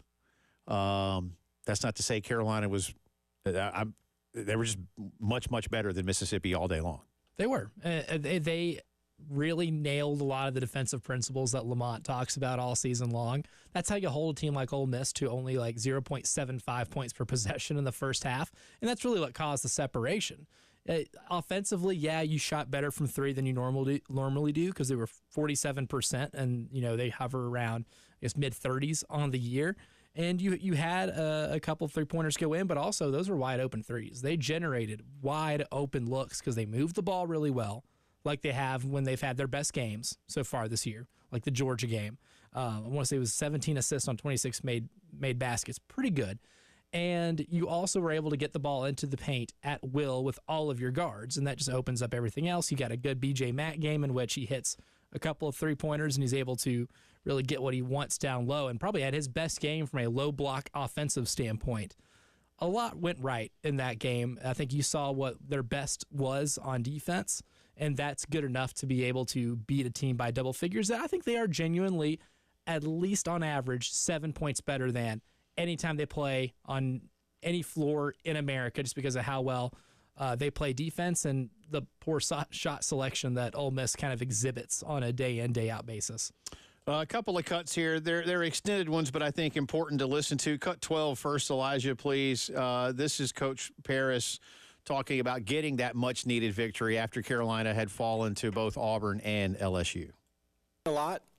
I think this is confidence has always been very important in the minds of anyone in general, but certainly of any college-aged person that's competing in a sport of any kind. You get the yips, and you're not going to make 4-foot putts all of a sudden, even though you've made 4-foot putts since you've been 9 years old. Confidence. I think confidence is such an important thing. So I thought it was important from that standpoint because, you lose in the fashion that we did at Auburn, right? And I don't know who's in first place in the NBA. I'm not up on my NBA viewing right now, but I think they would have beat that team that day. That's not to excuse our role in what that game was, but they were really good, Auburn was, in that game. So you lose in that fashion in that game, then you lose in another fashion, which is even to your psyche and confidence more damning, because you're up 16 points in the second half and you put it on cruise control in some ways, and then you come back and you lose. And then the fashion in which we lost that game, I've just got able to move forward. And so your confidence, you can say it all you want and pretend that there's no shaking your confidence. There's a crack in your confidence if you're a 19, 20, 21-year-old college athlete. And so I thought it was really important to be able to come in here against a good team, okay? You don't trip and fall and accidentally end up with the wins that this team has had, Ole Miss. And so I thought it was really important to them for their confidence to be able to come in here under the circumstance. We're getting towards the very end of, everybody's talking about NCAA tournament. Who needs to do this to bolster their resume and all these things. To come in here and play well and win like that, I thought it was tremendously important for the confidence of these guys. It was an impressive victory. Again, defense was absolutely outstanding from start to finish, and we talked earlier in the program about Zach Davis, who has had a nice season, but has not been what you would call one of Carolina's most key contributors in any consistent manner. But he had a tremendous ball game the other day, and again, whatever was going on between him and young Mr. Flanagan on the Ole Miss squad, I'm glad. Honestly, I'm glad Zach didn't get hurt worse. It could have been worse. An elbow to the temple does a lot of damage. Yeah, well, if that had been to the jaw or the eye or the nose or something, because that thing was legit. So, and we still haven't seen anything. At least I haven't seen anything yet to suggest that Flanagan will be suspended beyond this. But that might not happen until tomorrow. Yeah, I think it's going to happen. I would be shocked if there were no further punishments. One more cut from Lamont in postgame. Again, Carolina had no midweek game. This is everybody gets one off-week opportunity somewhere during the course of the season. Carolina had theirs. How beneficial was it? Here's what Lamont said. Probably. I mean, it was miserable for me. I'm not going to lie to you. That was one of the hardest games for me to move forward from. And just for whatever reason, it was hard for me to move forward. I think it was just all the things that we did that contributed to how it ended, and then the dramatic fashion in which it ended. And so, it personally was difficult to have a full week before you get to play and get that taste out of your mouth. But I think it was good for our guys. We had a long film session. There was a lot of truth-telling that was going on in that film session. We try to provide an environment where that's the main thing that we can do. We can tell guys the truth, and it's not abrasive, and it's not critical. It's factual stuff. So there was a lot of truth-telling in the film session, and we had a couple really good practices. We had an extra day off, so guys got rested up, and a couple guys tended to some bumps and bruises. And we had a couple really good, spirited, high-energy practices, again, that we went back to some real basics. I mean, this was probably one of our practices was probably more like a practice that we would have in August or September, than it was than in February. Yeah, we talked earlier in the week, last week, after that LSU loss, because we didn't have a show this past Monday, so I guess it was Tuesday when you and I came in. We were talking about Lamont's postgame, and I know you were there, but the look on his face, and he kind of said that was hard. He was shell-shocked after the game. I mean, you could tell. He was, like a lot of us were. Yeah, that shouldn't have happened. I don't think he believed what he saw at the end of that game, right, going into that presser. And so you hear in those last two answers, why I think Saturday was so important. And again, with this game coming up on Wednesday in College Station, you win it. Now look, I don't know where the EBPI is. I'll ask in a second. The BPI on ESPN.com says like 73% to A&M. Now, I know they factor in a lot of things. But I think Ole Miss had a higher percentage to win the ball game the other day. Now, you had the EBPI.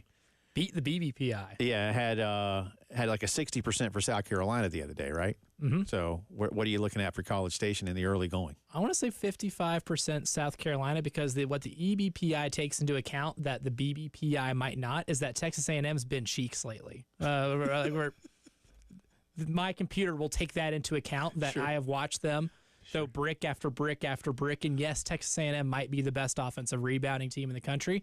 The guys who get those offensive rebounds don't shoot very well from 5 feet out. Right. So I think the way one team is playing really bad. One team has been cheeks lately. One team has been better than that lately. Yeah. I think South Carolina is just a better basketball team. And it's a basketball team whose style travels on the road. Yeah. Like, Creighton's a good defensive basketball team, but Creighton's lost a lot of road games this year because they rely a ton on the three-point shot. You look at other teams that rely a ton on the three-point shot, sometimes that doesn't travel really well, or sometimes their style of play isn't conducive in a road environment. South Carolina's won 7 true road games this year. Yeah. They play really well in a true road environment. They don't vary much from who they actually are on a game-to-game basis. It's going to take about 5 Wade Taylor threes at the minimum. It's going to take about 3 or 4 Tyrese Radford threes at the bare minimum for them to be able to, I guess, kind of negate all the things that Texas A&M does not do well, which at this point in the season is a lot. So, I want to go about 57%. We moved it up a little bit. 2%. Up 2%. Just like that. I've already talked myself into it. Yeah. It's a very fluid calculation here. But 57%. We'll have a drive around the SEC on the other side of the break that will include some comments from Coach Dawn Staley about what her team is doing without superstar Camila Cardoso. I do have one other bit of somewhat breaking news. This did happen while we've been on the air, and I didn't get it in the headlines, and I apologize. The Mid-American Conference, the MAC, has announced this afternoon that starting in the 25-26 academic year, UMass will be joining the MAC. Gross. So there's that. Makes total sense. Nothing says Middle America quite like Massachusetts. Well, Sure, Marcus Camby is. geography is long since gone. Again, well, you know what? Well, California's kind of on the Atlantic Ocean if you get through the Panama Canal. If you fold the globe, yeah. Get over, think that. Drive around the SEC coming up.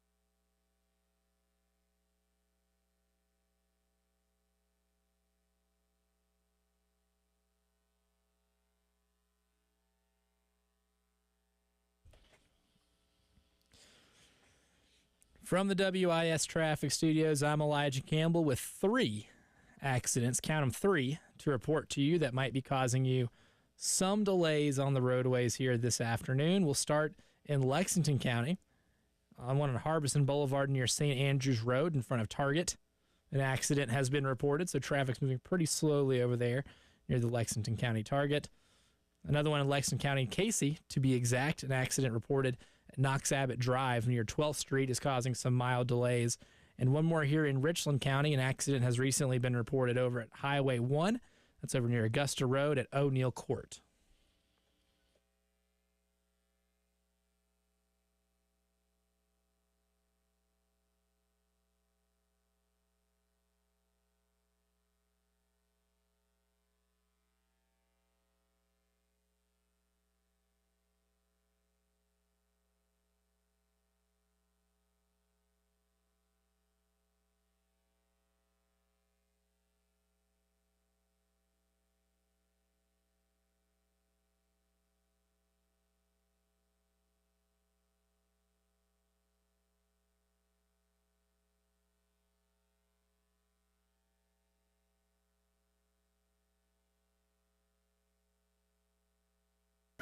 It's something that we've been working on, for a couple of weeks now, because we felt like something was missing from the fluidity of our offense, just being unselfish and finding the right and the best shot on the floor. And I thought our players really concentrating on doing that. And then when they do, it's pretty awesome. That percentage, 30 assists on 38 field goals, is pretty impressive. Taking a page from what Carolina men's basketball has been doing. See, it's working. It's working. The symbiotic relationship is paying off for everybody. Welcome into the Drive Around the SEC on this Monday. Jay Phillips, Elijah Campbell with you. I kid, of course, but, this team continues to get better, to get different, to get harder, I think, to defend and scout. And it's really important this time of year that be happening. Dawn's talked a lot about keeping the edge. We've heard a lot of things about not having great practices, then going out and dominating opponents, and how the message – and there is no disconnect. So I'm not saying there is one, but how hard is that for Dawn Staley and her staff to not have young people go, what are you complaining about, man? If you see what we're doing here, right? But these are the kind of things that she's talking about. You need your team to continue to – you can't have peaked already.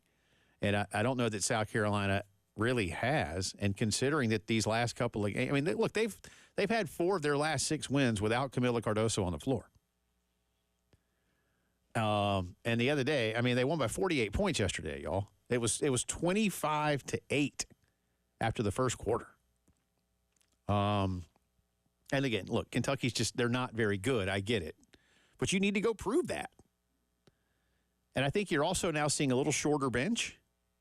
You're starting now to really gear up those minutes. When you had 3 bench players play more than 20 minutes yesterday, that's not just like trying to rub it in. That's y'all are going to have to play significant minutes. Mm-hmm. Get used to playing 20-plus minutes out there. So, I mean, you're watching something happen here. I don't know where this story ends this year.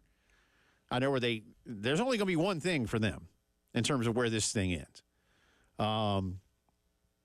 But it's fun to watch because you can tell, Elijah, how much of a work in progress it still is. Yeah, it definitely is. And I remember asking Dawn last week when they clinched, the conference here, asking, how do you kind of keep things fresh when it comes to motivation, when it comes to making sure the regular season and the winning doesn't become monotonous? And she just kept talking about practice. She said, our practices are hard. They make sure the practices are hard and that there's something to have to be able to achieve in those practices. And maybe that's why, if you have any other team that was having the practices they were having that Dawn wasn't happy about, maybe she curves her expectations. But because you have to now try to do everything at the ultimate level, like free throw shooting, a lot of teams might look at, an undefeated record and say, hey, what we're doing is working pretty well. when it can start getting monotonous, but then a bad free throw shooting a game or a worse than normal free throw shooting game can cost you.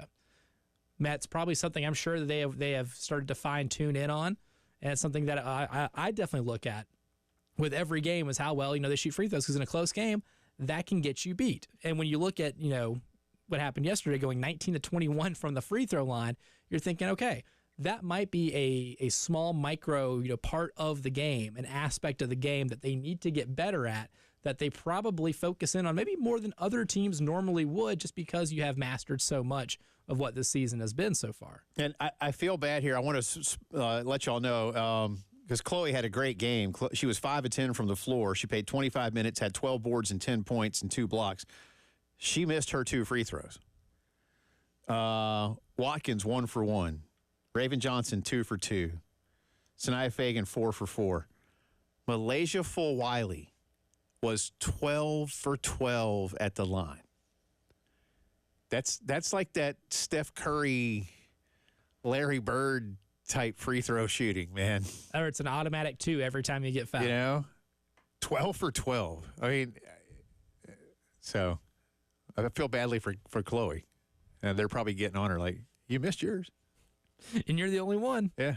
Everybody else. It could have been 21 for 21. I mean, that's pretty impressive stuff yesterday. Malaysia played well, by the way. She had 25 minutes, 17 points, again, 12 from the stripe, 3 steals, 3 assists, and 3 rebounds off the bench in 25 minutes. As a team, they had 21 blocks and steals. They're playing well. To that note, one more on women's basketball. Cut 28, please, Mr. Campbell. Coach Staley asked in postgame what she thinks her team looks like as it heads towards the postseason. I mean, this team really surprises me every day. Every time that we play a game, they have something about them, a competitiveness in them that they don't want to lose, and they find ways to win no matter how teams are approaching us, no matter how how the game mucks up or how the game is smooth, or they find a way to win basketball games, and that's a sign of a really good team. I'm not going to say that we're not a good basketball. We're a really good basketball team when we are playing like we played today.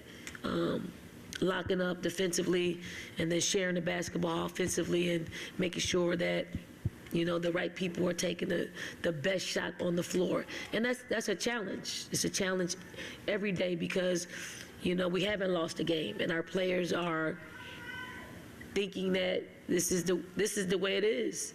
And it really isn't, because the competition gets better and better as we approach postseason. So we want to give our players their flowers, but we also know that there's work to do. Again, Carolina winning yesterday 103-55 at Rupp Arena, 27-0 and 14-0 in the Southeastern Conference. Just a couple of regular season games left before the tournament up in Greenville. Carolina will be at Arkansas on Thursday night. That's a late game, 9 o'clock Eastern time tip, and they will host Tennessee to close things out on Sunday at Colonial Life Arena. That one is at noon on national television on ESPN. The rest of the women's scores for you from yesterday. LSU wins at Tennessee 75-60. The Vols in real danger of not making the tournament. They're going to have a winning conference record, but they're 16-10 overall. I feel like if they can, I don't know, who does Tennessee have this week? I mean, obviously Carolina. I just said that one. They've got A&M at home. Who beat them at A&M? They missed the NCAA tournament. NCAA tournament without Tennessee. They've never missed. Would be Kelly Harper's last season. That's crazy. They've never missed. I mean, even remember that. Well, you don't, but I remember the year that Coach K had like back surgery in the 90s, and he had to miss the whole season. Oh yeah, that's like my first year of existence. And Duke missed the tournament. I forget the head coach or the interim coach, but everything just went to hell for a year. And Duke missed the tournament. They had really ugly uniforms that year, too. They experimented a lot. Do you remember? Those were not fashionable. Pete something. I know some of you are screaming the name at your radio right now, but... Not Pete Rose. Not Pete Rose. Anyway, Tennessee is in danger of missing the women's NCAA tournament. Georgia beats Florida in a game where both teams probably aren't going anywhere. Auburn over A&M, 57-41. Vandy wins at Arkansas, 62-53. Alabama gets their 21st win of the year over Mississippi State. Both those teams are headed to the tournament, it looks like. 87-75 for Bama. On the men's side of things on Saturday, again, Carolina 13-point winners in Oxford, 72-59. Tennessee, with revenge on the mind, beats A&M 86-51. Again, Tennessee will have that same level of thinking coming to Colonial Life Arena next week. Only they come here, so there's at least that. But clearly revenge games do well with for Tennessee. Kentucky, again, I told Elijah, for those of you who've seen the scene in The Godfather where Sonny's beating up Carlo, that's what Kentucky did to Alabama. We'll continue to drive around as the postgame show continues.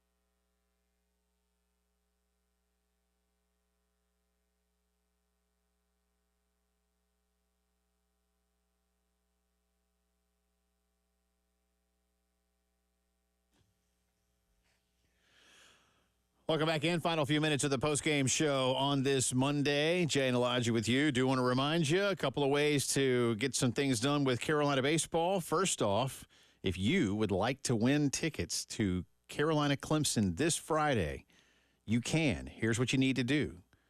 Subscribe to our YouTube channel. It's called The Game TV.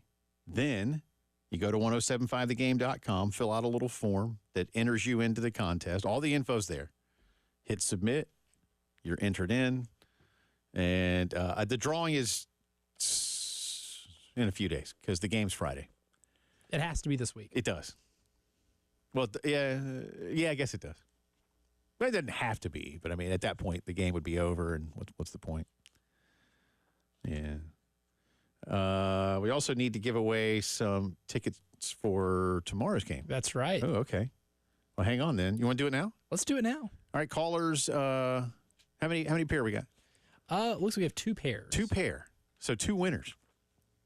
Callers 4 and 5. If you would like to go see Carolina tomorrow in a matinee against Gardner-Webb, then have at it right now. 803-404-6100. Hit my line. Look at that. And talk to Elijah about his weekend while you're at it. That's right. I had an eventful weekend. Good. I ate a lot of food. That's what you're supposed to do on the weekends. Good luck. Also, you can go to 1075thegame.com and register for the Palmetto Citizens Grand Slam giveaway. Every game, Palmetto Citizens deposits, see what I did there, $25 into the pot. If a Gamecock hitter hits a Grand Slam, you can win all of the cash in the pot. And no winners yet on 8 games. That's $200. So tomorrow, $225. Pulling for you. Good luck. All that and more, 1075thegame.com. Speaking of Carolina baseball, we got to talk to Coach Mark Kingston. We'll do that every Monday, unless something, intervenes every once in a while. But Mark joined us at 3:30 earlier today, and if you'd like to hear everything that he had to say about the first couple of weeks of the season, and then we also invite you to go to the podcast page on the app or on the website, 1075thegame.com. Let me continue real quick with the drive around the SEC for you on this Monday afternoon. And we stopped with Kentucky. That's what I was saying. I don't think this final score, 117-95, Bama started scoring again late because Kentucky led them. Kentucky was beating the crap out of Alabama. And I texted Elijah and said, this is like that scene in The Godfather. Again, Sonny is beating up on Carlo out in the street there, and after he's beating the heck out of him and Carlo's just laying there in the gutter, then Sonny just kicks him right in the ribs. And that's what Kentucky did to Alabama last night for a while. Auburn went to Georgia and won easily. Auburn's good, y'all. 97-76, the final score. Florida keeps rolling, 77-64 winners at home over Vanderbilt. Florida jumped out early, never really looked back. Arkansas keeps Missouri winless in conference play. 88-73 for the Hogs, who are also struggling this year. But Missouri is 0-14 in the league. 0-14. And Mississippi State halts LSU's winning. State went to Baton Rouge and picked up an 87-67 win. Missouri, for what it's worth, again, 14 straight conference losses. They are 8-19 overall. They go to Florida on Wednesday. They host Mississippi. They host Auburn. They finish at LSU. Maybe they put it together and beat Mississippi. If you're a Carolina fan, you're pulling for them to beat Florida. I don't see that one happening, to be honest with you. But wow, I for a team that was as good as they were last year to be this bad, I guess. And this is one of those dangers, right? The transfer portal giveth and taketh away. It worked really well last season for Mizzou and Dennis Gates. Just not happening this year, but they shouldn't be this bad. Tennessee and Alabama are atop the league at 11-3. Auburn and Carolina 10-4. That obviously means Carolina is in fourth because of the head-to-head with Auburn. Again, a game ahead of Florida and Kentucky right now. Carolina owns the tiebreak with the Wildcats, should it come to that. You've got the game with Florida that'll be a one-off this weekend.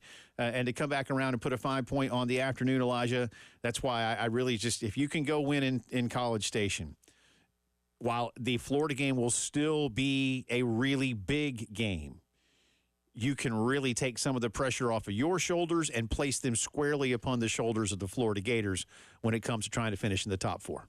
Which is exactly what you're going to want to do, Yeah. especially in a hostile road environment. So, big opportunity for a lot of these teams this week. That is our drive around the SEC. Good stuff today. Thanks again to Coach Kingston for joining us. We'll have a short show tomorrow. We'll be back with you at 3 o'clock. Looking forward to that ahead of Carolina baseball. For Elijah Campbell, I'm Jay Phillips. Please enjoy the rest of your Monday. We'll do it again tomorrow at 3. See y'all.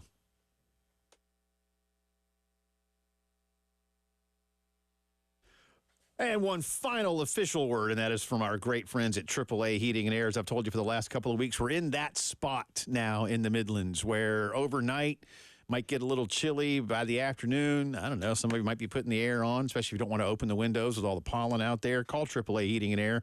They are the best way for you to beat the seasons across the Midlands of South Carolina. And if it's time for a system upgrade, all you need to do is log on to callAAAtoday.com and get a free estimate. That's right, free estimate. Just punch in a few quick info points. They'll take care of the rest of it. Or you can call them if you'd rather speak to somebody. They have great people over there. I tell you that much. 803-677-1500. Don't worry about the cost. Guaranteed financing and a special 12 months, no payments or interest for the next 12 months, all through 2024 and beyond, plus the 15-year parts and labor guarantee. Love what they've done for me. You will too. Stay comfortable all year long with my great friends at AAA Heating and Air.